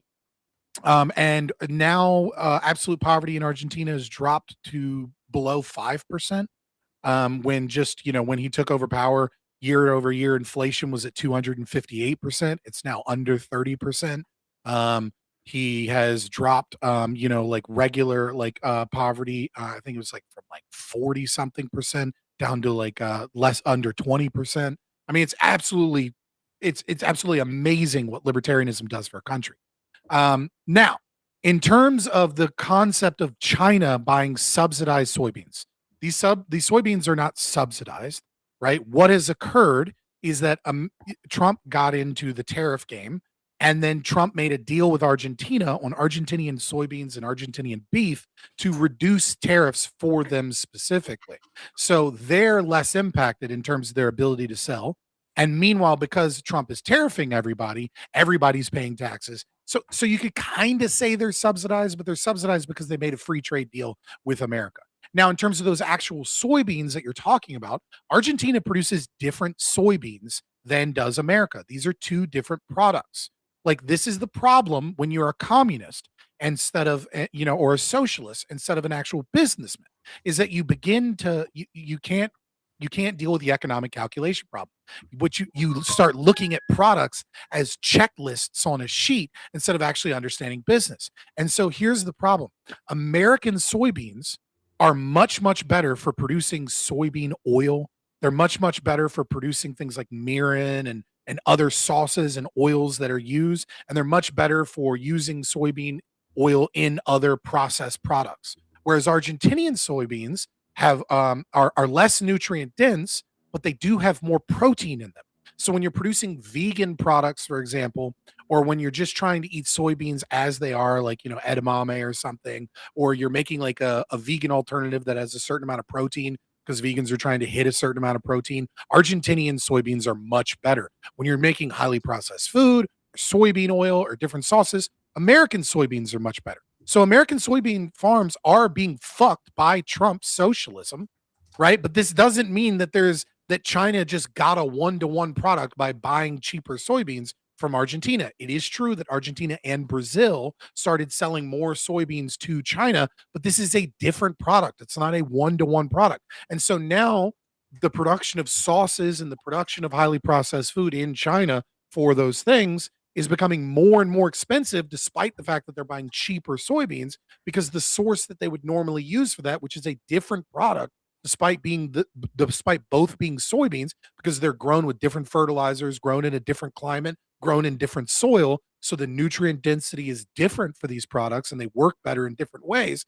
They're actually losing money and getting fucked by buying cheaper soybeans from Argentina and Brazil because they're different products, even though they have the same name. So this is the problem with communism. This is the problem with tariffs. This is the problem with having central planners of the economy. This is the craziest cope I've ever seen. Sounds like someone that has no argument and doesn't know what the fuck they're talking about. Right, yeah. Only a ignorant person would say, oh, yeah, my screen's just fucked up. Literally, only an ignorant person would say that. Like, completely ignorant. Scott just gave you a master class in how to prove a damn point. I just happen to know a lot about Argentina and Javier Milei, the first president in the world who claims to be an ANCAP. Yes, we know. Small L libertarian gets elected, and he just turns his country around damn near overnight, and is incredibly popular because libertarianism apparently works. So of course I keep up on that specific country, Yeah, its yeah. products, its economy, and things. All he heard out of that was that you went on a spiel about climate and grow season. What the fuck are you on? That dude seriously is high. I don't know what he's high on, but that dude is on drugs, and a lot of them. It's His not own no. farts. This is hold on. This is something really important that right-wing people often mistake about socialists of the left-wing variety and of like leftists and woke people. What you have to understand is that you're viewing it as this person's rational faculties are impaired, therefore they must be on drugs, right? I was going to say non-existent, but we'll go with Right, impaired. sure. What you have to understand is they're not arguing based upon reason or rationality, and they have no desire to do so. What they are doing is they are casting magic spells. They believe genuinely that they are wizards in a wizard duel with you. And so they invoke magic words and magic phrases that are supposed to make you feel bad, or supposed to make you capitulate, or supposed to make you feel like you are being ostracized by the community at large. They try shame. They try bringing up like they'll randomly like say some stupid phrase like, well, what about redlining? And it's like, why did you bring up redlining in this conversation that has nothing to do with redlining? Right? Like they have certain many people view it as they have NPC thinking, but it's not really NPC thinking. It's that they have certain phrases that have worked at socially stigmatizing and reputation management of other people. And so once you realize that they believe that they're wizards in a wizard duel and that they're casting magic spells at you, the problem is that because they're not tied to reason, no matter how much logic you use, it doesn't matter because you're not engaging in a wizard's duel. You haven't gone down to their level, and so Correct. they just go, ha ha ha! Yeah. You said a bunch of coke. Well, it's not. It's Protego from Harry Potter. They're using That's their what coke politics. They're not making honest arguments based on facts, logic, and reason. They're essentially playing a political PR game every time they talk. Their message isn't to further find the truth or figure something out. It's how can I best say something so that the next election that comes up, my party has a better chance to win. Everything's You're like denying that socialism fails. And now you're trying to make it. Now you're making it normal, and I'm half joking while explaining. Yeah, but you're right. Like man. You made it boring again. You're right, though, that's what they're doing. They're trying to invoke this. Even if it doesn't work on you, it works on that third part. I don't want to be a racist, and that guy's doing something this guy said was racist. I don't want to do that. And they that's their whole game, is just constantly pushing their politics. That's why I stopped messing with like Josiah, the Pondering, because he is incapable of telling the truth. I don't think he has that bone in his body. Every single thing. He's a pretty big YouTuber. He's got like 250,000 followers now. He's pretty big. But I stopped debating him because like every single thing he says goes through that filter of how is this going to help my party? And it could be the most stupid bullshit. He would say shit like the media is clearly in the tank for Donald Trump because they brought up Joe Biden's age, which is a non-issue. And it's like, what the fuck, dude? Yeah, I agree, Scott. And I think to be fair, Trump is old and losing it too. Sure, but not like Biden was. I think the interesting thing, Scott, is how often they'll sit there and say that you're coping while they are in complete denial about how socialism has failed every single time. Like weird, goofy, cope. Like you see these words all the time where they try and frame your argument and ignore all of the logic of your argument and instead turn it into a reputation game. Mm-hmm. What do you think about Trump's weird? What do you think about Trump's call out of Cuba, where he's going to quit sending them aid and oil? I don't. So this is one of those things where it's like there are things I know and things I don't know, right? And there are things I'm super interested in, like Argentina, and then there are things that I'm like not per se less interested in, but it's just like I can give you. I can give. No, I'm not saying I don't care. What I'm saying is like I loathe how everyone became an expert magically overnight on Israel and Palestine conflict on October 7th. I loathe how everyone became an expert on Ukrainian and Russian politics the moment Russia invaded. I loathe how all of a sudden people are pretending like they know what Venezuela's internal politics and what the gangs were doing there, and all of a sudden they're an expert on Hugo Chavez and all these other things, and it's like it just seems like this hopscotch moment where there's a bunch of streamers that are like, I know all these things. I know a little bit about Cuban socialism. I know a little bit about the COPE. I know a little bit about the healthcare system, mostly because I've been dealing with lies from socialists about the beauty of their fucking healthcare system. And then I look into it and I'm like, oh, the way they track housing is utter bullshit. And the hospitals that they show you are only, only hospitals that state employees are allowed to go to. These are not the hospitals that their people are allowed to go to. The ones their people are allowed to go to look like fucking huts, damn near. Right. So it's like, in terms of like what's happening in terms of tension, build up. Yeah, I have some general opinions about why I think Trump should shut the fuck up in that regard. But like, I don't know that much about I don't know enough about it to really have a genuine informed opinion. And I just have a deep-seated hatred for how many streamers and political people know that their audience expects them to know things, so they just pretend to know things. I did deep dives into this particular issue. I think Cuba is the next domino to fall. I thought the first one, this is the November plan that Trump put out for his foreign policy and foreign strategy, the resurrection of the Monroe Doctrine and the Western Hemisphere hegemony that he wants to have. This looks like the next step for it. The reason I speculate that Venezuela went first is because the sanction dodging that Iran is using to sell energy to China. So, as I was saying earlier, stopping that oil from going to Iran and then Israel stopping those missiles and drones from being manufactured in Iran is hurting China and Russia significantly. I think this is all a ploy to bring Russia to the table faster. With Syria, they didn't have the troops to send anybody in to help. I think, and it is easier economically through it's easier to bring Russia to the table and Ukraine to the table economically than anything else. But Russia isn't really the problem to peace right now. It is 100% that criminal Zelensky that is the problem. 100%? That's a real claim, bro. 100? That's like saying, all right.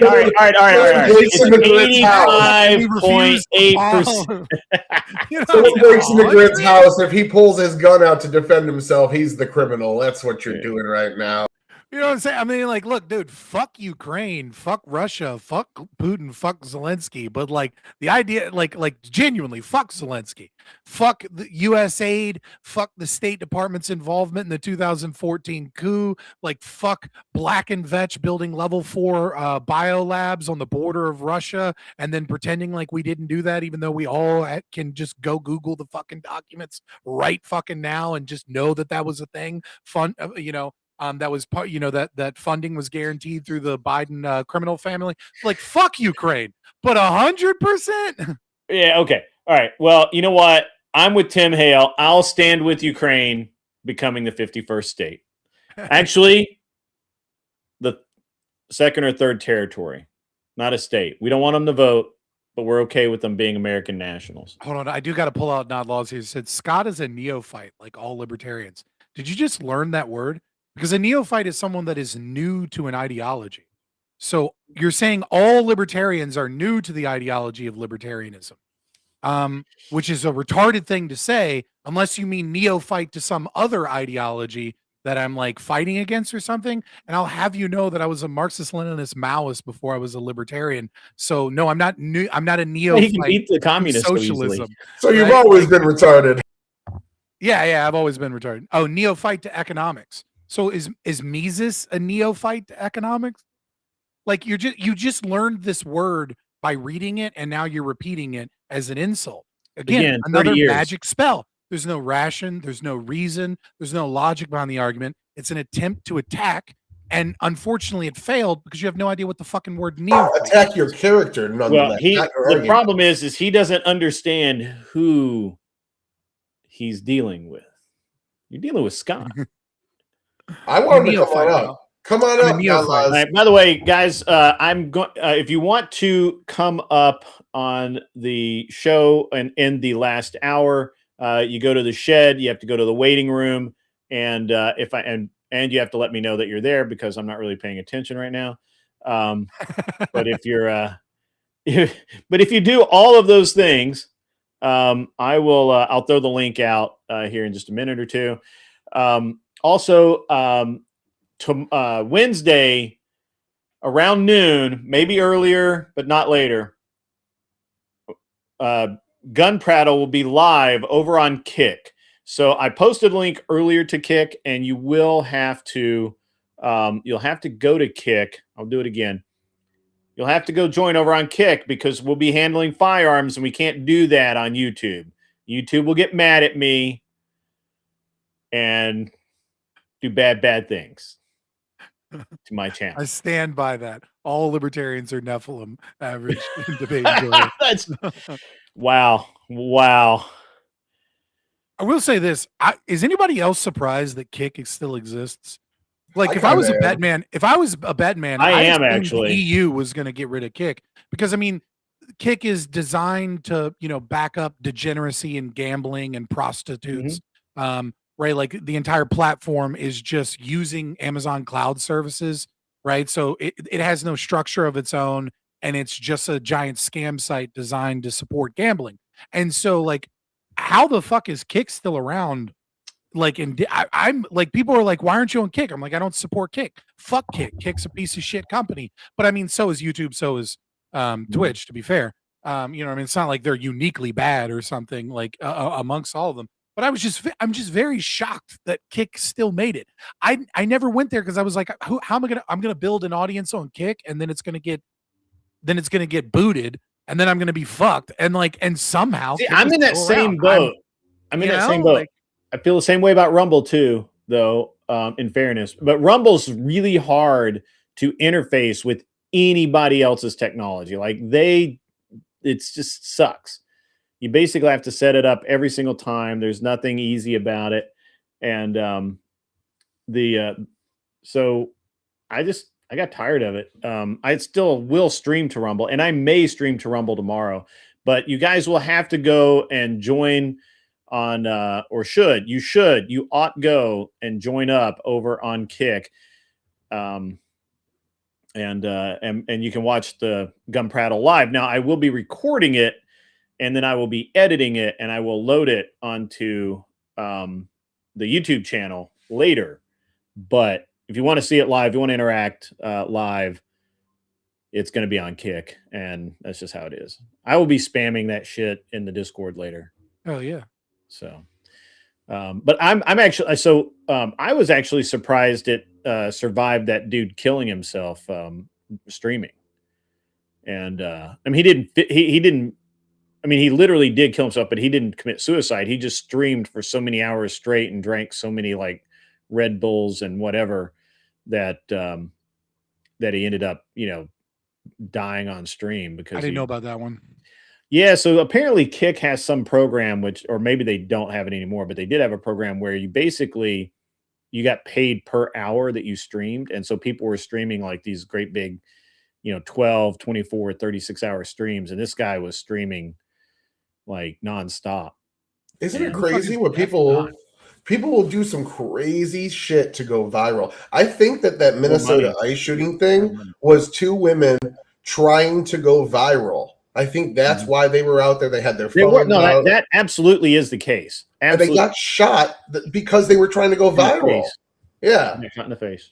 Because she was trying to go viral, because she was trying to be the next leftist resistance superstar that earned all her money on social media. So her wife got 1.5 million. I guess their goal was accomplished, but you had to die for it. Anson Knowles, Def Not is not libertarian. Do not promote that degenerate. Of course not. Def Not is a drama channel that is useless. Apparently Emma was saying that. I was like, never even heard of that channel. And so it's a streamer, a female streamer who streams in a headscarf and like two scarves, one on the face, one over the head, and to conceal her identity. She is not libertarian. She is, and she has the most ridiculous takes on whatever. She really hates Andrew Wilson. She that I tried to actually watch one of her shows because Anson's like, oh, she's so smart, you got to go watch her, and I'm like, okay. Not only is she not smart, she incorrectly It's dumb. Yeah, she's dumb. She For a woman, incorrectly, though? huh? For a woman, though, is she smart? I don't know. I mean, it could go I mean, I either like to way. think my wife is smart. What happened? I don't know. You dropped down. Oh. I brought you back. Oh yeah, So yeah, I don't know.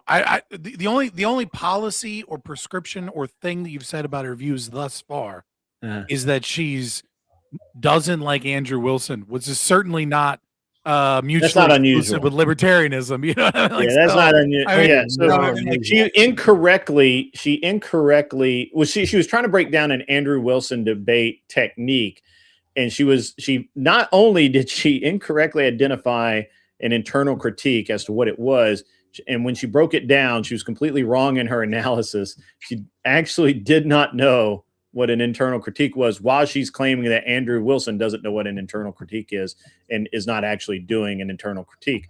sounds I thought it was fucking hilarious. It was great. It was good in entertainment, but then I'm like, the other thing I've seen in chat is she liked the libertarians until they nominated Chase Oliver, and that was her last straw. Again, just sounds based. I don't know what to tell you, man. I don't know who this person is. Yeah. Oh. No, I was just sitting there just listening to the stream grid and like who is typing loudly? Tyler. I can't hear you now. Weren't lighting up, but I was hearing someone typing loud. Yeah, I was muted for the whole. Every time I type, I mute. I don't know. I'm not typing. I mean, like, well, I got my son next to me and he's watching Paw Patrol. I don't know if that's the problem. No. What? No. I know what typing sounds like. Not Paw Patrol. Yeah, I got a mechanical keyboard. It's loud as a motherfucker, so I mute every time I type. Well, as I was listening to the stream grid, like one thing came up to my mind that, you know, like you said, that China's leading in technologies and, you know, and technologies and high tech stuff. I was like, I don't think they're leading. I don't think they're leading in high technology. I think that they're the only place their economy is growing and staying consistent is in high tech. I mean, I would, okay. All right. Then but point of fact, they are leading in a lot of areas of high technology, and they are finally starting to file patents. Several Chinese companies are filing patents internationally to protect their IP, since, you know, everybody's, sues them if they do something, which is fair. And they ought to. One technology that I found that they are leading on is the photovoltaic technology. The what's that? The photovoltaic technologies. Solar panels. What? Talking about solar panels. Yeah, solar panels. Yeah. Gotcha. The scientific name is photovoltaic. Okay. That's the scientific name. Means getting energy from, you know, like photosynthesis. Yeah.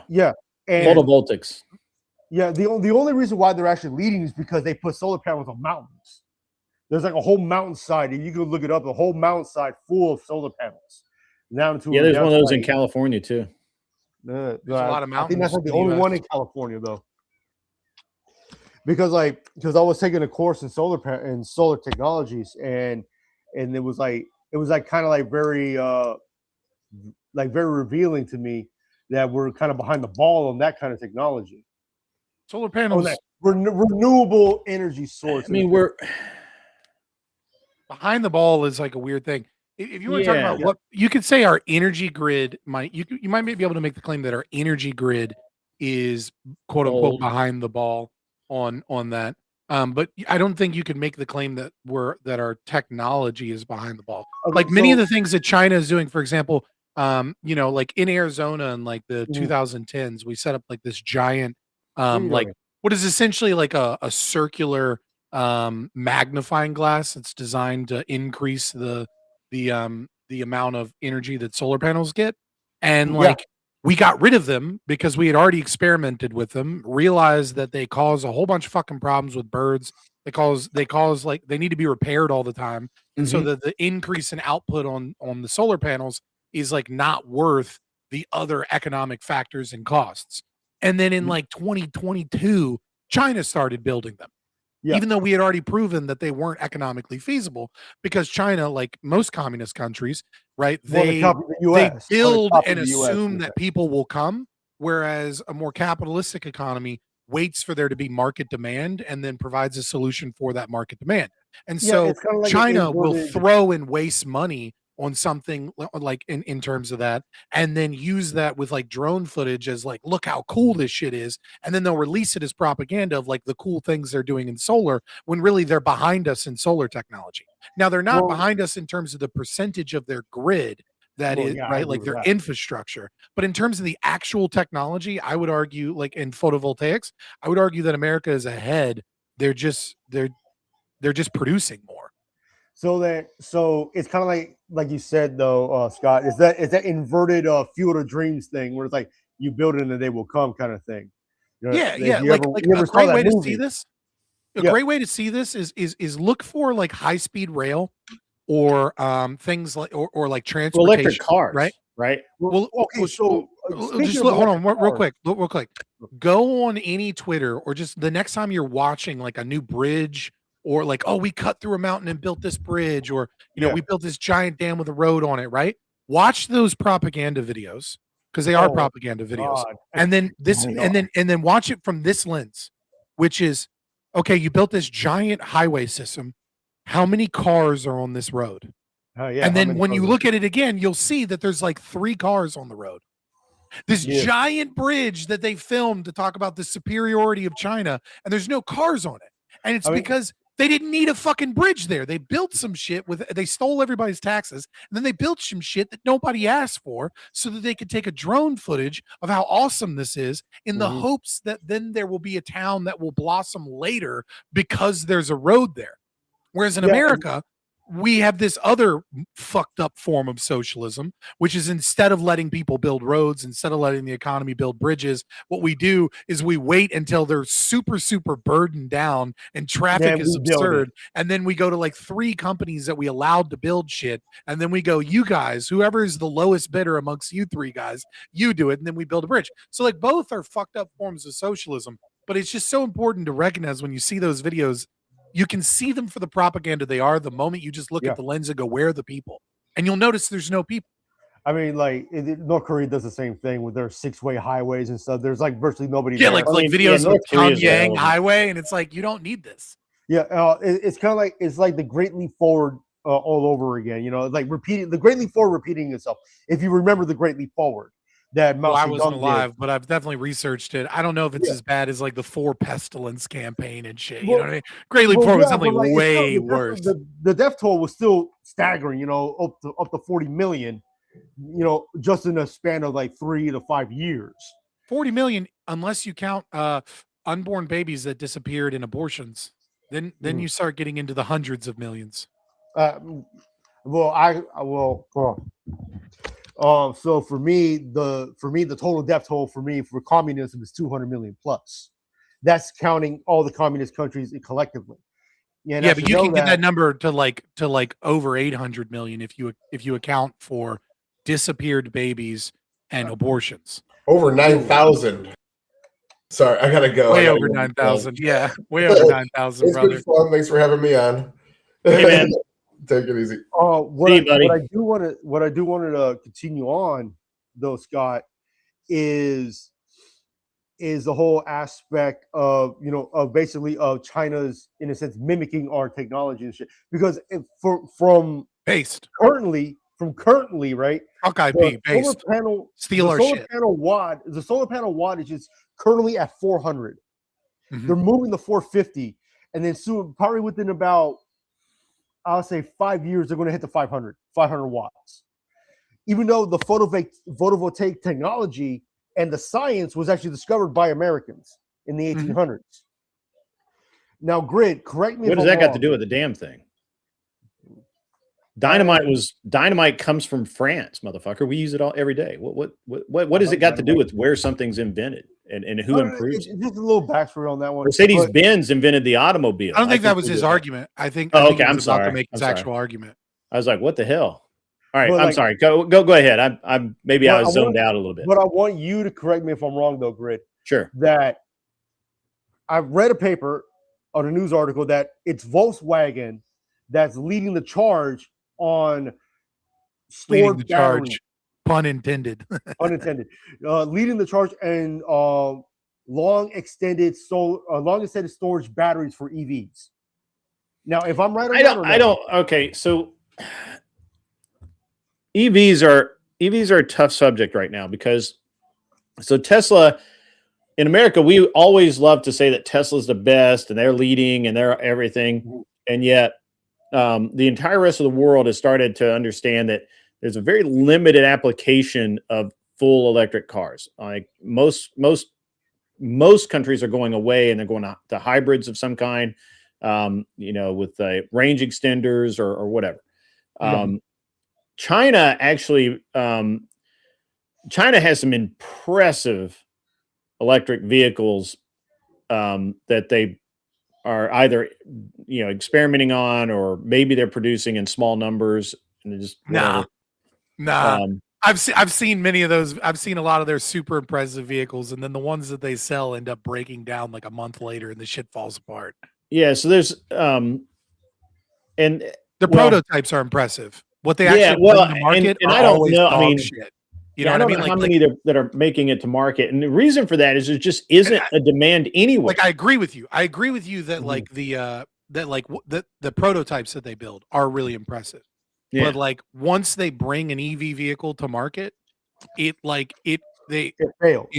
They try and make it cheap in order to essentially to drive sales for the price. Nobody wants them. And right, exactly. And then what ends up happening is they're utter dog shit. And here in America, we're like you can get an EV for like $15,000 American in China, but in America it's going to cost you $60,000-$80,000 to get a good EV. And it's like $60,000-$80,000 is what it costs to produce a good EV.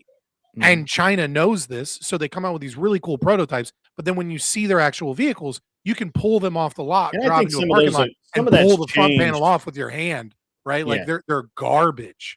Yeah. So some of that's changed. It's not about what you can make; it's about what you can make cheap. That's really that is the thing that Japan discovered in the 1980s, and it is what really truly drives innovation. Is not about what you can make in a research lab or in research and development. It's about what can you mass produce at a price that people can afford. That's the real innovation in capitalism. Right. And in at any rate, and China actually made a massive fleet of very cheap vehicles that broke down so quickly that they're literally like there's a huge field somewhere with all of these vehicles lined up because they basically ended up pulling them all off the road and they're I mean, in America did the same thing. Like Philadelphia tried to use electric buses as their their public transport. Their main transport. And then they very quickly all broke down, got thrown into a parking lot, and then that parking lot caught fire because the EV batteries started exploding. Yeah. And then they had a giant parking lot fire because they tried to replace their public transit. So just to kind of I'm sorry, just to kind of wrap up my position on the EV stuff, especially out of China, or any country really. I don't think that I think Americans are grasping onto the idea of EVs because they love the idea of a Tesla and being able to do 400 miles in a day or whatever with or whatever. But I think every other country in the world has admitted that the battery technology just isn't there. It's probably not going to get there. And when you look at some of these cars, like, you go look at like a McLaren P1 that's a hybrid, and it has this battery system in it, that the battery system in the car is $150,000 to replace it. Yeah. Right. Like, which is insane. And then you look and you say, well, that's insane, but it's a McLaren, so who cares? Right. And then you go and say, and then you go look and then price a battery replacement on a new Tesla, and it's $70,000, which is more than you paid for the vehicle to begin with. Right. Like the replacement battery is literally, and that's not installed. That's just a battery. There we go. Yeah. Well, I mean, that's why I wanted to ask you, Grim, because you know more about cars than I do. Well, I don't know that much about EV cars, except that every single thing I've ever read about EV cars, there's always caveats. There's always, it can only go this far. It can only go, It can only be charged X number of times. And also EVs are more expensive than people think, right? And the Yeah, reason I say yeah, that is yeah. like when you look at the price of a Tesla, one of the things that they don't tell you about Tesla is that Tesla has its own car insurance company, right? You don't when you try and insure a Tesla, you don't really like unless you You want to can't go pay to Allstate with it. astronomical money, you can't go to Geico and get car Yeah, you insurance, can't go to Allstate with it. right? And so your car insurance goes up because of because it's a new technology, and sometimes the new technology does weird shit, and people use Yeah. self-driving features and get into fender benders, and they do other things, so the risk is actually higher. And so you end up spending, even if you have like a great driving record and you're in your 30s or 40s or 50s, you end up spending like $200-300 a month in car insurance, right? And Just so when you because look of at the that over the EV. lifetime of the financing of a vehicle, if you add $200 or $300, as like calculated in the cost of owning this vehicle, you end up spending another $10,000-15,000 than you actually think on the price tag. That Mhm. being said, I would like to add one caveat, which is Tesla, Volkswagen, a few Chinese companies. They are obviously researching battery technology, Yeah. trying to come up with better batteries, and we have been consistently getting better batteries. And I think it's important to recognize, the price of a brand new flat screen TV when it came out, the first flat screen TV, Was it the first couple models. $2,000? Was it like No, they were $2,000? like $9,000 to $20,000. Mm. The And cheapest then one it was progressively got lower. $9,000 like in the first launch of flat screen. And then Yep. the most expensive one was like $20,000.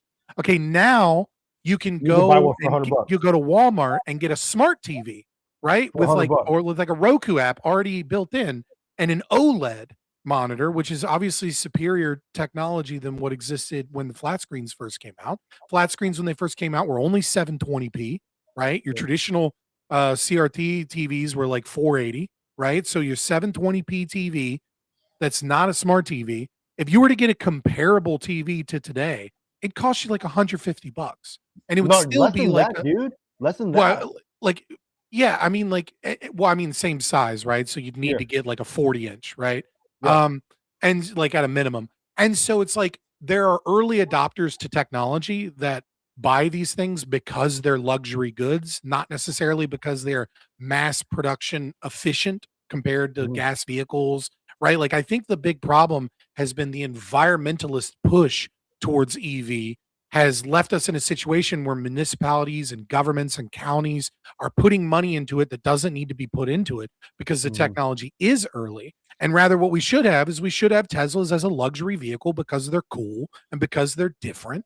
And then eventually the technology gets better. And as the technology gets better, the prices get cheaper. But Which is instead, what's what we happening. have This is is what's that happening. slowing down. That process is slowing down because there's free government money all over the world to produce these things. So Mhm. they're producing them to get the rebates, to get the subsidies, instead of doing everything they can to make a buck. And the best way to make a buck is to produce things that are more efficient or to reduce the cost of labor. And Yeah. so the natural process of this technology to get better over time is slowed down by government intervention. And so what we're starting to see is, yeah, like Grid said, we're starting to see municipalities and governments step away That shit because they back in. didn't get the immediate results they wanted, That shit because back they in. thought, like every other socialist, that if they just put people's stolen tax money into it, it'll magically be a good thing. And it's like, no, Yeah. new technologies take time before they're widely adopted by the market. And the Yeah. more you fuck with that process, the longer it takes. Yeah. So then that reminds me of a quote from Elon that when I did a research paper on leadership, Elon said, Mm. "If you're not failing, you're not innovating." Right. So that actually was a really a powerful quote that I got from Elon that I used for my research paper. And back to what you said, Scott, about the lowest denominator, the lowest price. The army did that. The army did that with the SIG. Like They've done it with everything. No, because They like do it with they do it with the O-rings on a fucking random helicopter part, right? Oh, Like God, everything the yeah, army does is the lowest bidder. But that's kind of a meme because the lowest bidder is just 3 fucking defense contract companies that like change, who's making it Well, from year to well, year. And at the here's end of the the story day, though. it's not a free market because it's one buyer, right, which is the US Army. Yeah. Right. So it's a monopsony. Sorry, monopsony. I always get that confused. I get my M and my N switched on that. Where there's one buyer in the market as opposed to a monopoly where there's one seller. Well, let me give you the backstory on that though, dude. Because we were transitioning from the Berettas, from the Beretta M9s. We were transitioning from it. Glock, H&K, and SIG were the top 3. We were literally about to sign the paper to Glock because Glock was going to give us their new 19X's MOSs. SIG's like, here's the price. And it was considerably lower than Glock. So that's why we went to the SIG, and then the problems that SIG is having, even though I worked with it, it didn't give me such problems as what we're seeing now. And like it just, just listening to you and listening to Grid, I'm learning more as I go along, because I'm just some dumb grunt at this point. It's all right. I was a pogue. All right, which means technically you're better than me. I mean, look, like you can call me a pogue too. I was an MP, so you can call me a pogue as well, but I still did grunt shit. Yeah, no, I was a healthcare specialist, 68 whiskey. Oh, you are a pogue. Yeah, full blown pogue. Jesus. I gave vaccines. That's mostly what I did. Vaccines and insurance briefings and medical inventory and PDHAs and PDHRAs when people got back from deployment. I'm gonna shift gears here a second. So Scott, did you check did you catch the debate with Destiny the other night with I don't watch I've just completely checked out of following anything to do. I don't want anything to do with Destiny. I don't want to be on the screen with Destiny. I don't want to watch Destiny's content. Like if like something pops up on my Twitter feed, I'll engage with it because it's there. You know what I mean? But I just like the dude's sick. He's clear and he's clearly got some type of substance abuse problem, either it be Adderall or cocaine. He's got meth, he's got coke mouth, right? Like he's becoming more and more deranged. Like I saw a thing with Dave Smith where he read the first sentence of Dave Smith's tweet and then typed out like 2 paragraphs about how Dave Smith was retarded, but had literally no idea what Dave Smith was talking about and was actually arguing the same position that Dave Smith was arguing. Right. And that's the type of shit you do when you have an upper addiction, right? Is you just see something and then you have to like get it out and then you pat yourself on the back and you're like, I'm in the zone, and you go on to the next thing.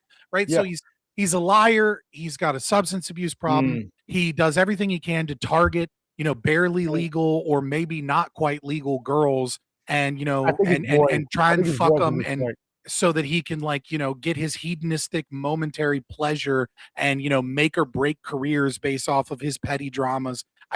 I want nothing to do with him. I don't watch his content. I don't watch when other people do his content. I watched the entirety of the stream. I watched the entirety of the stream, and like it's just him spazzing out like every other second. When I forgot I apologize to him. I forgot the guys. Is it Tim Hale who was debating him? Hale, who's out there, and Enrique Tarrio. Yeah, Tarrio. So Tim was just basically just giving the real boots on ground facts of January 6th because he was there on ground.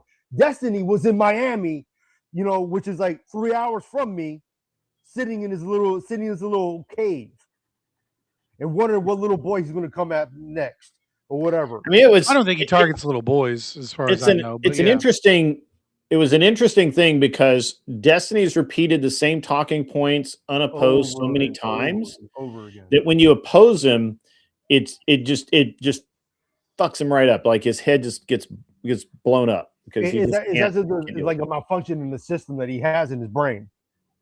Yeah, I didn't catch it. Like I was on Prime, and then I think Wick said that he was doing it, and like my genuine reaction was just ugh. I was like, really? You're working with Destiny?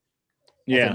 And he was like, yeah. And he was like, and if you have a problem with it, you can come on later. It's like, no, I don't want to fucking come on and farm more drama and more content with this dude. Like, I just like, you know what I mean? Like people can be memes. You know what I mean? Like Destiny is a meme, right? He's not there because he's a serious debater at this point. Maybe in the past he was, but now he's there because he farms drama. He farms the memes. And it's like, that's fine. But if your favorite Roblox streamer gets found out for targeting kids, maybe don't bring him on to fucking talk about, to talk about. Well, they're convinced that he's going to beat the charges.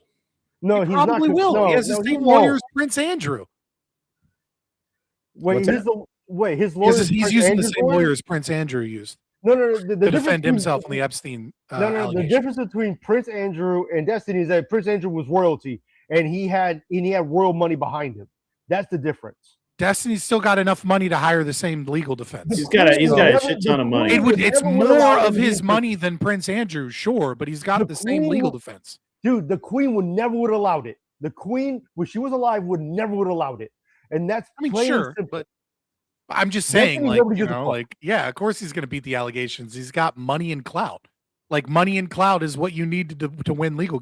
Like, I mean, look, when you have like, no one has gone to prison in the past 20 years that I can think of at like upper echelons in government or corporations or incredibly Bernie popular, Madoff? famous people other than black entertainers. What about That's Bernie it. Madoff?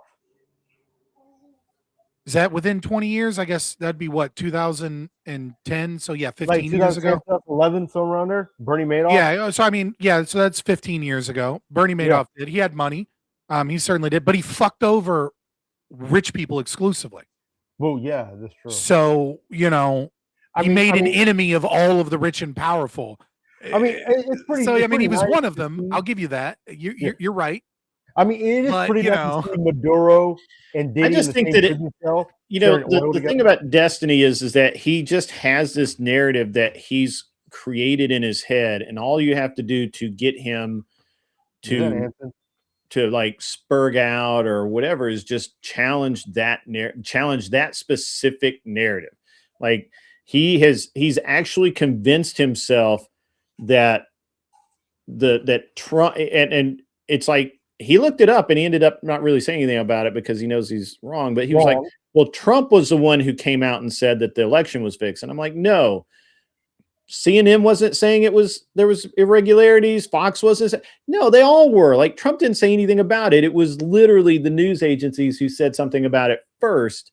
And then Trump, of course, is going to run with it. Who wouldn't? You would too. And who wouldn't? It's so, but nobody challenges his supremacy in some of these areas. And I think it's very funny. So, and Enrique Tarrio really went after him hardcore. Yeah, he did. I thought that was, I mean, I think Enrique could have done a little better, but he did really well. I mean, it's funny. It's funny to see that because Enrique, he's Latino, and Destiny kept calling him a racist white man for like the longest fucking time. It's like he's brown, Destiny. Like I don't understand where you're getting this from. He's fucking brown. Like, well, I mean, Destiny, you're half sure. brown, but I do that doesn't mean kind of. anything. All I can think of is that meme, of like, General doing? Grievous, like the meme where it's just like you are browner than I expected you to be. You know what I mean? Like of like internet racists, right? Yeah. I mean, like you can be. I mean, like Nick Fuentes is fucking. He's brown too. Nick Fuentes is brown. You know what I mean? Like, so I mean, like at the end of the day, like I don't know that like is a 1-to-1 like defense thing on it, but also, yeah, sure, For sure. Like, guys, the party's over. The wife is here. The party's over. All right, see ya. No, I'm just playing. You were just playing. What? I was making a joke. Like I did watch the whole stream and I found that your rebuttals on Destiny Gray was like just too spot on. Too, I made a couple of mistakes. But they were. You make a couple of mistakes, but what I'm saying is you were spot on and monotone, like that, like monotone, not like because you weren't so as bombastic as Destiny. Like Sam Harris does the same thing when he debates. Well, I don't do drugs. Monotone. So. Like he's very monotone, and Destiny loves to spur for some reason. It's like he's having an aneurysm on stream, and we're watching him have an aneurysm. So I actually really did. I know that I read that the officer that shot drawn a complete Ashley Babbitt was not working as in his official capacity as an officer. That he was working as a security agent for one of the Congress people there. I know I read that. I can't find it. literally all the press says that he was there in his official capacity as a Capitol police officer. Well, cops do it all the time. You know what I'm saying? Like they do off-duty work to get a little extra Yeah, money. but if you can't prove it, it doesn't matter, right? Like that's the Yeah, thing. Is true. like, it doesn't matter if they do that. It's that I know I read it. I just can't find where I read it. And I also read. I know that while they claimed that there were still people there when Babbitt came through, the reality is that they'd all been evacuated already, and it was really just those cops left in the hallway. That the people in the congressional portal or whatever it was had already been evacuated. But that's a timeline thing, and I also am like leery of talking too much about J6 while streaming because like my I mean, opinions like I'm over J6. Like, I'm over J6. Like I don't view Ashley Babbitt as like a innocent victim hero. of police brutality. I view her as a martyr. No, I don't think she's an innocent victim of right. Like, but in order to view her as a martyr, you have to believe that people have a right to storm the Capitol, to break into those buildings. And as far as I'm concerned, I'm not saying that one ought do this. I have to be very careful, right? I'm not encouraging anyone to do this, but I do think that it is just objectively true that you have the right to kill all these politicians. That like that there's nothing the only reason it is morally wrong by my standard to kill a politician is because it doesn't do anything positive for your movement. I mean, right? Like if you go out and hang a few politicians, all that's going to happen is you're going to end up in jail. You're going to end up or dead. You're not going to be able to see your kids. And then the left is going to brand you as terrorism. But I mean, the true terrorists wear suits and ties and they give speeches on Capitol Hill.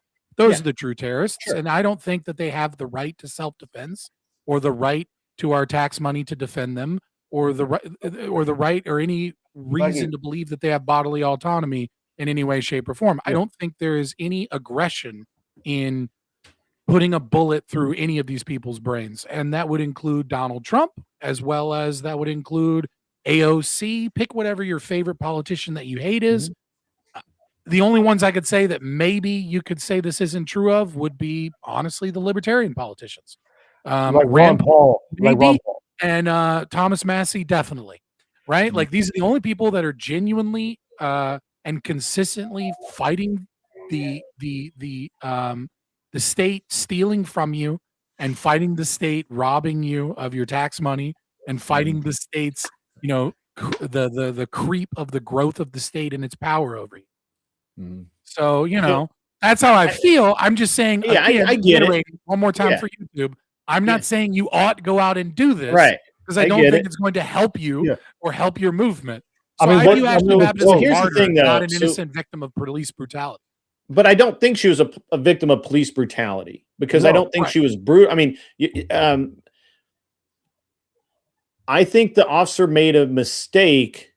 He wasn't held accountable for his mistake. I don't think he wasn't brutalizing her in the traditional sense. Right. I mean, it's crazy that his mistake is like him being a hero, but like the guy who did everything he could to save George Floyd's life is in jail still. Correct. Like that's crazy. I mean, isn't it the quote? The quote says it right. The tree of liberty needs to be watered by the blood of patriots and traitors.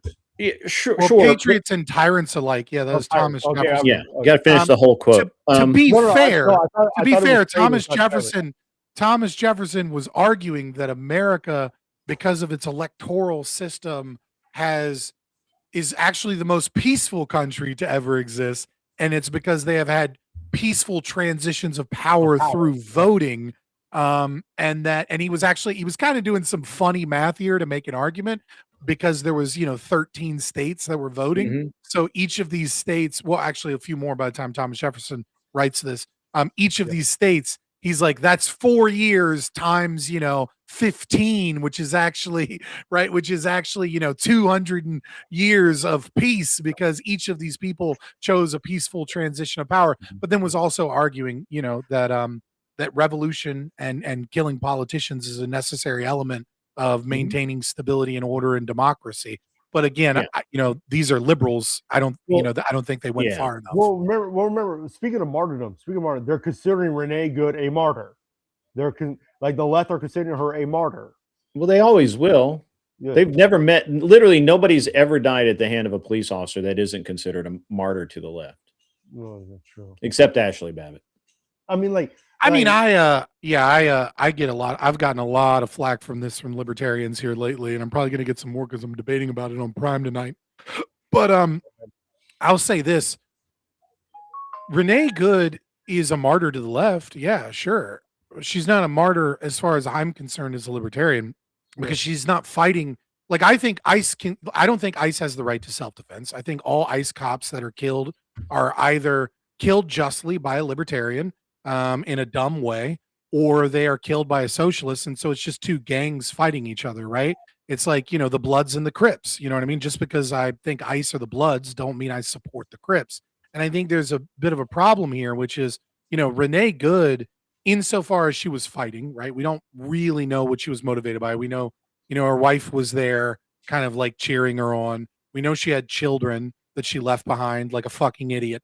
Yeah. Even if she's a libertarian, that's fucking retarded. We know a little bit more than that. We know that her children had been removed from her. Yeah. Right? She had partial custody of one because her wife would stop eating.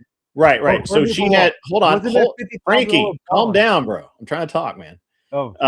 She had custody of one because the father had passed away. Yeah. And the other two were in the custody of their father because she had abused them. That's what I wanted to ask. Well, the wife had abused. I thought it was the wife. It was the current wife that abused the children. I'm not really sure who well, her record shows her current wife. Yeah. Yeah. Well, her record shows that she went to that she had child abuse charges against her.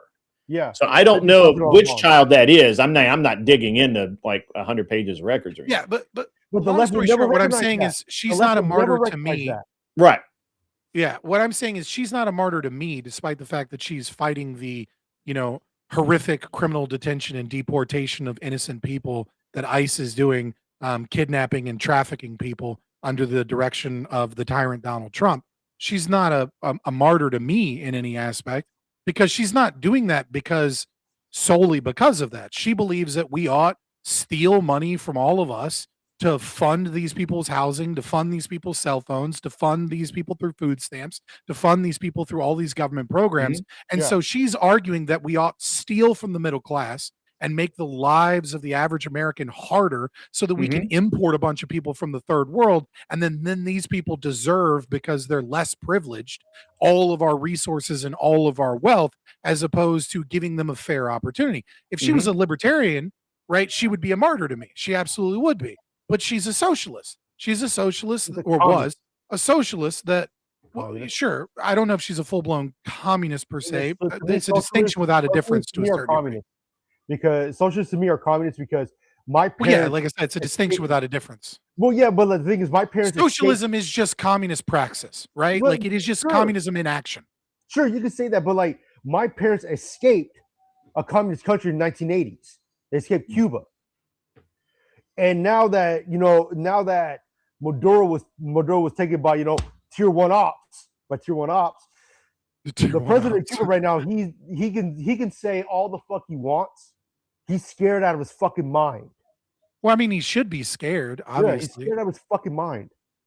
But yeah, I'm just saying she's no martyr to me because she's a dirty socialist that wants. She's not a martyr to me at all. No, she's not. But if she was a libertarian, I would feel very differently, right? If she was simply there I would still say that it's dumb when you have kids that you can't fucking take care of because you can't stop abusing them, right? To then go get yourself offed so your kids don't have a mom. Like, I still think that's stupid. I mean, the kids but at the same time, I would still view her as a martyr if she was out there stopping ICE, because what ICE is doing is unequivocally, absolutely, objectively just immoral.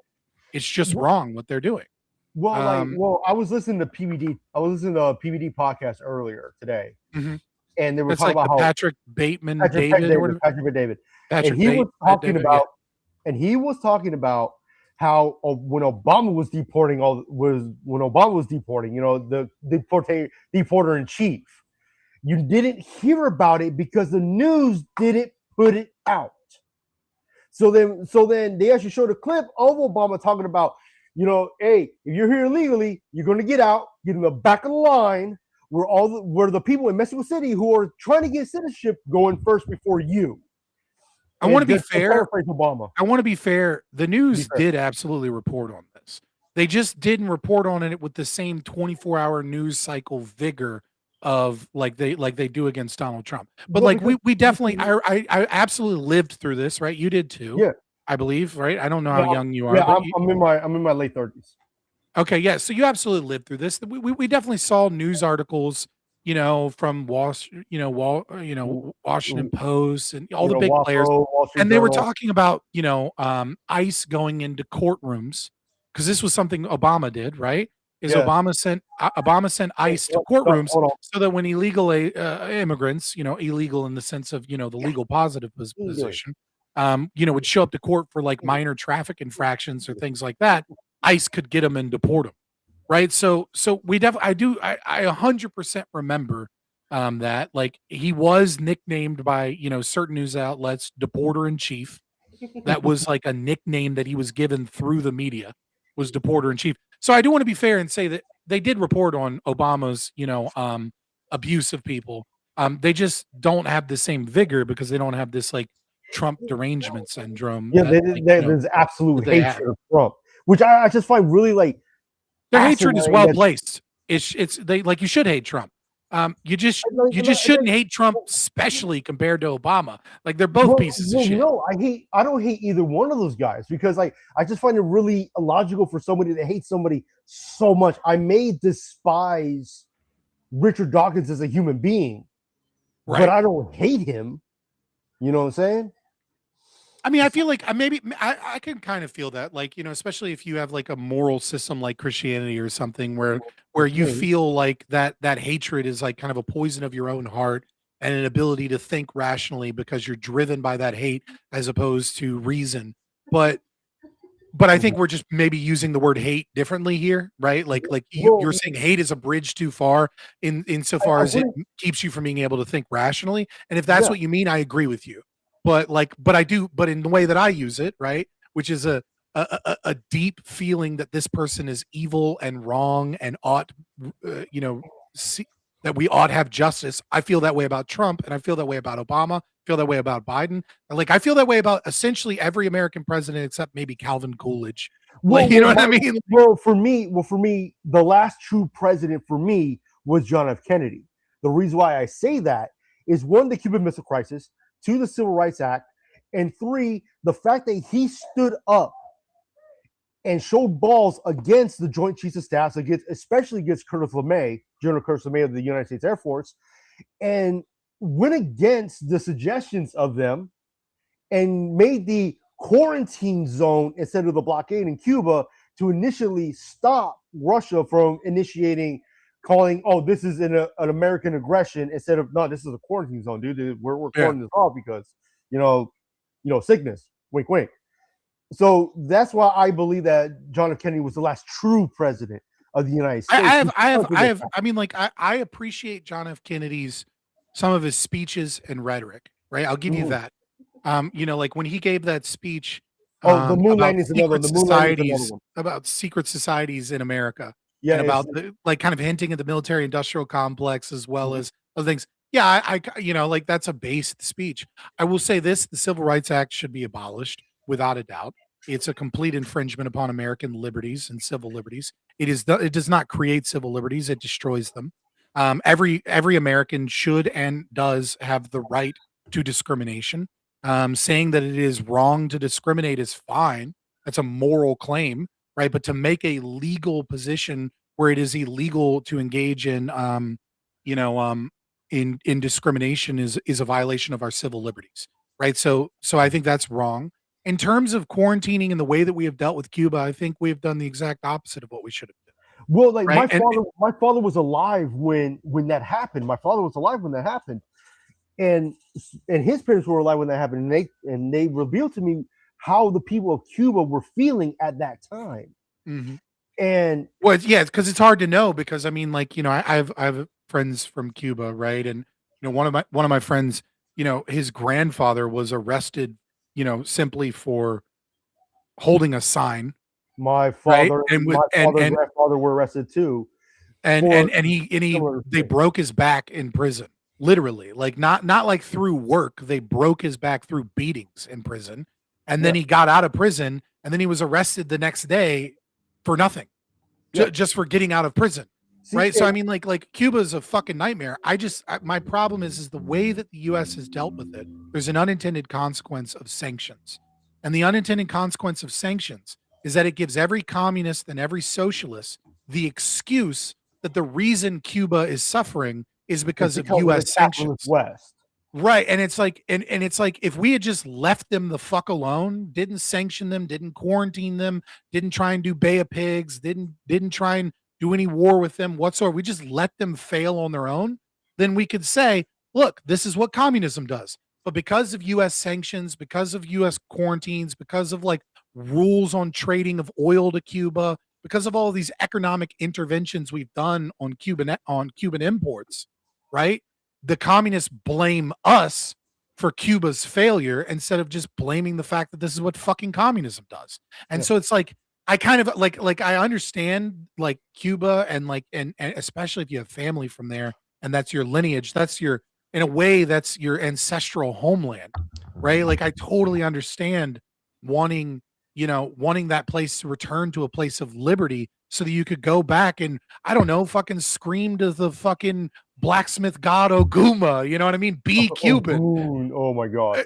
You know what I mean? So- Like be Cuban, but you can't be. You have to be a Cuban American. You don't have the choice to be Cuban because there's no liberty there. I would consider myself an get that. American Cuban. That's why I would consider myself an American Cuban. For sure. I was And I'm not born trying to talk here. shit. I'm saying, but Yeah. I empathize with the hatred and well, maybe not the hatred, right? Because you don't hate like that, but I empathize with the deep longing and sadness and pain, knowing that your ancestral homeland is under a communist dictatorialship. Yeah. And like I get that, but I just think that the way America has intervened in the name of Western imperialism and capitalism has had unintended consequences that have only made the situation in Cuba likely worse to some degree, maybe better in other degrees, but it's certainly made it worse in terms of our ability to defeat communism worldwide because we have given commies and socialists the excuse that the real reason communism fails here is because of the CIA, the State Department, and because of like Western imperialism, instead of the fact, the absolute fact that communism sucks. Yeah. So that it so kills. Yeah. It seems like we've got a couple of different Spurgs in the chat today. Oh, This my is bad. hilarious. I'm gonna let you go. I'm sorry. It was very funny. It was very, very funny. I missed the board. I pulled up on Grid. Grid's got that daytime show, you know? Yeah, man. Doing anything in the middle of the day, come hop by and say hi to Grid. I mean, like, I'll give you this example, Scott. Like, I think it was back in 07. Like, I think it was around 07. My mother and her mother, my grandma, they went back to Cuba to visit family. The airport of Miami. They went on a plane, and then there was this dude. There was a dude sitting in front of my grandmother, and as they were going into Cuban airspace, they see the large poster of Che Guevara's, para la victoria siempre, for the victory always. And the dude in front of her was saying, yes, sí, para la victoria. And my grandma was like, what the fuck are you saying? The fuck you doing? They got to customs, and customs agent was talking to my mom, and it's like, hey, so this is your first time in Cuba? And I was like, oh, no, I haven't been here in a couple of years, you know what I'm saying? It's like, why'd you leave? Well, the fuck you think I left? Is that kind of shit. I love McDonald's. I just needed to go to a place that had McDonald's. There you go. Next question. $10 comes in from Never Lucky Rubber Ducky for the grift. Thank you very much. And actually, guys, I'm going to shut down a few minutes early today. I'm going to send you guys over to, I'm going to raid everybody over to Cool Vic. He's actually watching the debate from the other night. I ended up debating 3 nights in a row last week, and they were all good. But this one's the Destiny debate that Scott doesn't want to watch. I don't blame him, to be honest. It does seem like we've got some. I'd rather fuck around here on the day shift than watch Destiny. I mean, yeah, there you go. Scott, you need to watch Destiny. You need to get your fix. Yeah, it does seem like we've got some Spurgs in here. Some lefties have wandered in to be abused. but people are equal to money in the state. They can just decide to break, well, whatever. This is a guy who thinks that states should be able to write their own immigration laws. See, one of the few things in the Constitution that that the founders wrote that should be there is this one of the federal government's only real jobs is to protect our borders. Yeah. So there you go. And they aren't doing a very good job of it. In the meantime, guys, I'm gonna call it. I'm sending you all over to Cool Vic. He's reviewing the debate from the other night. You guys have fun, and I'll catch you later. Later, Grid. As always, be cool. Scott. Wear the glasses if you need them, and we'll see you. Go stand on his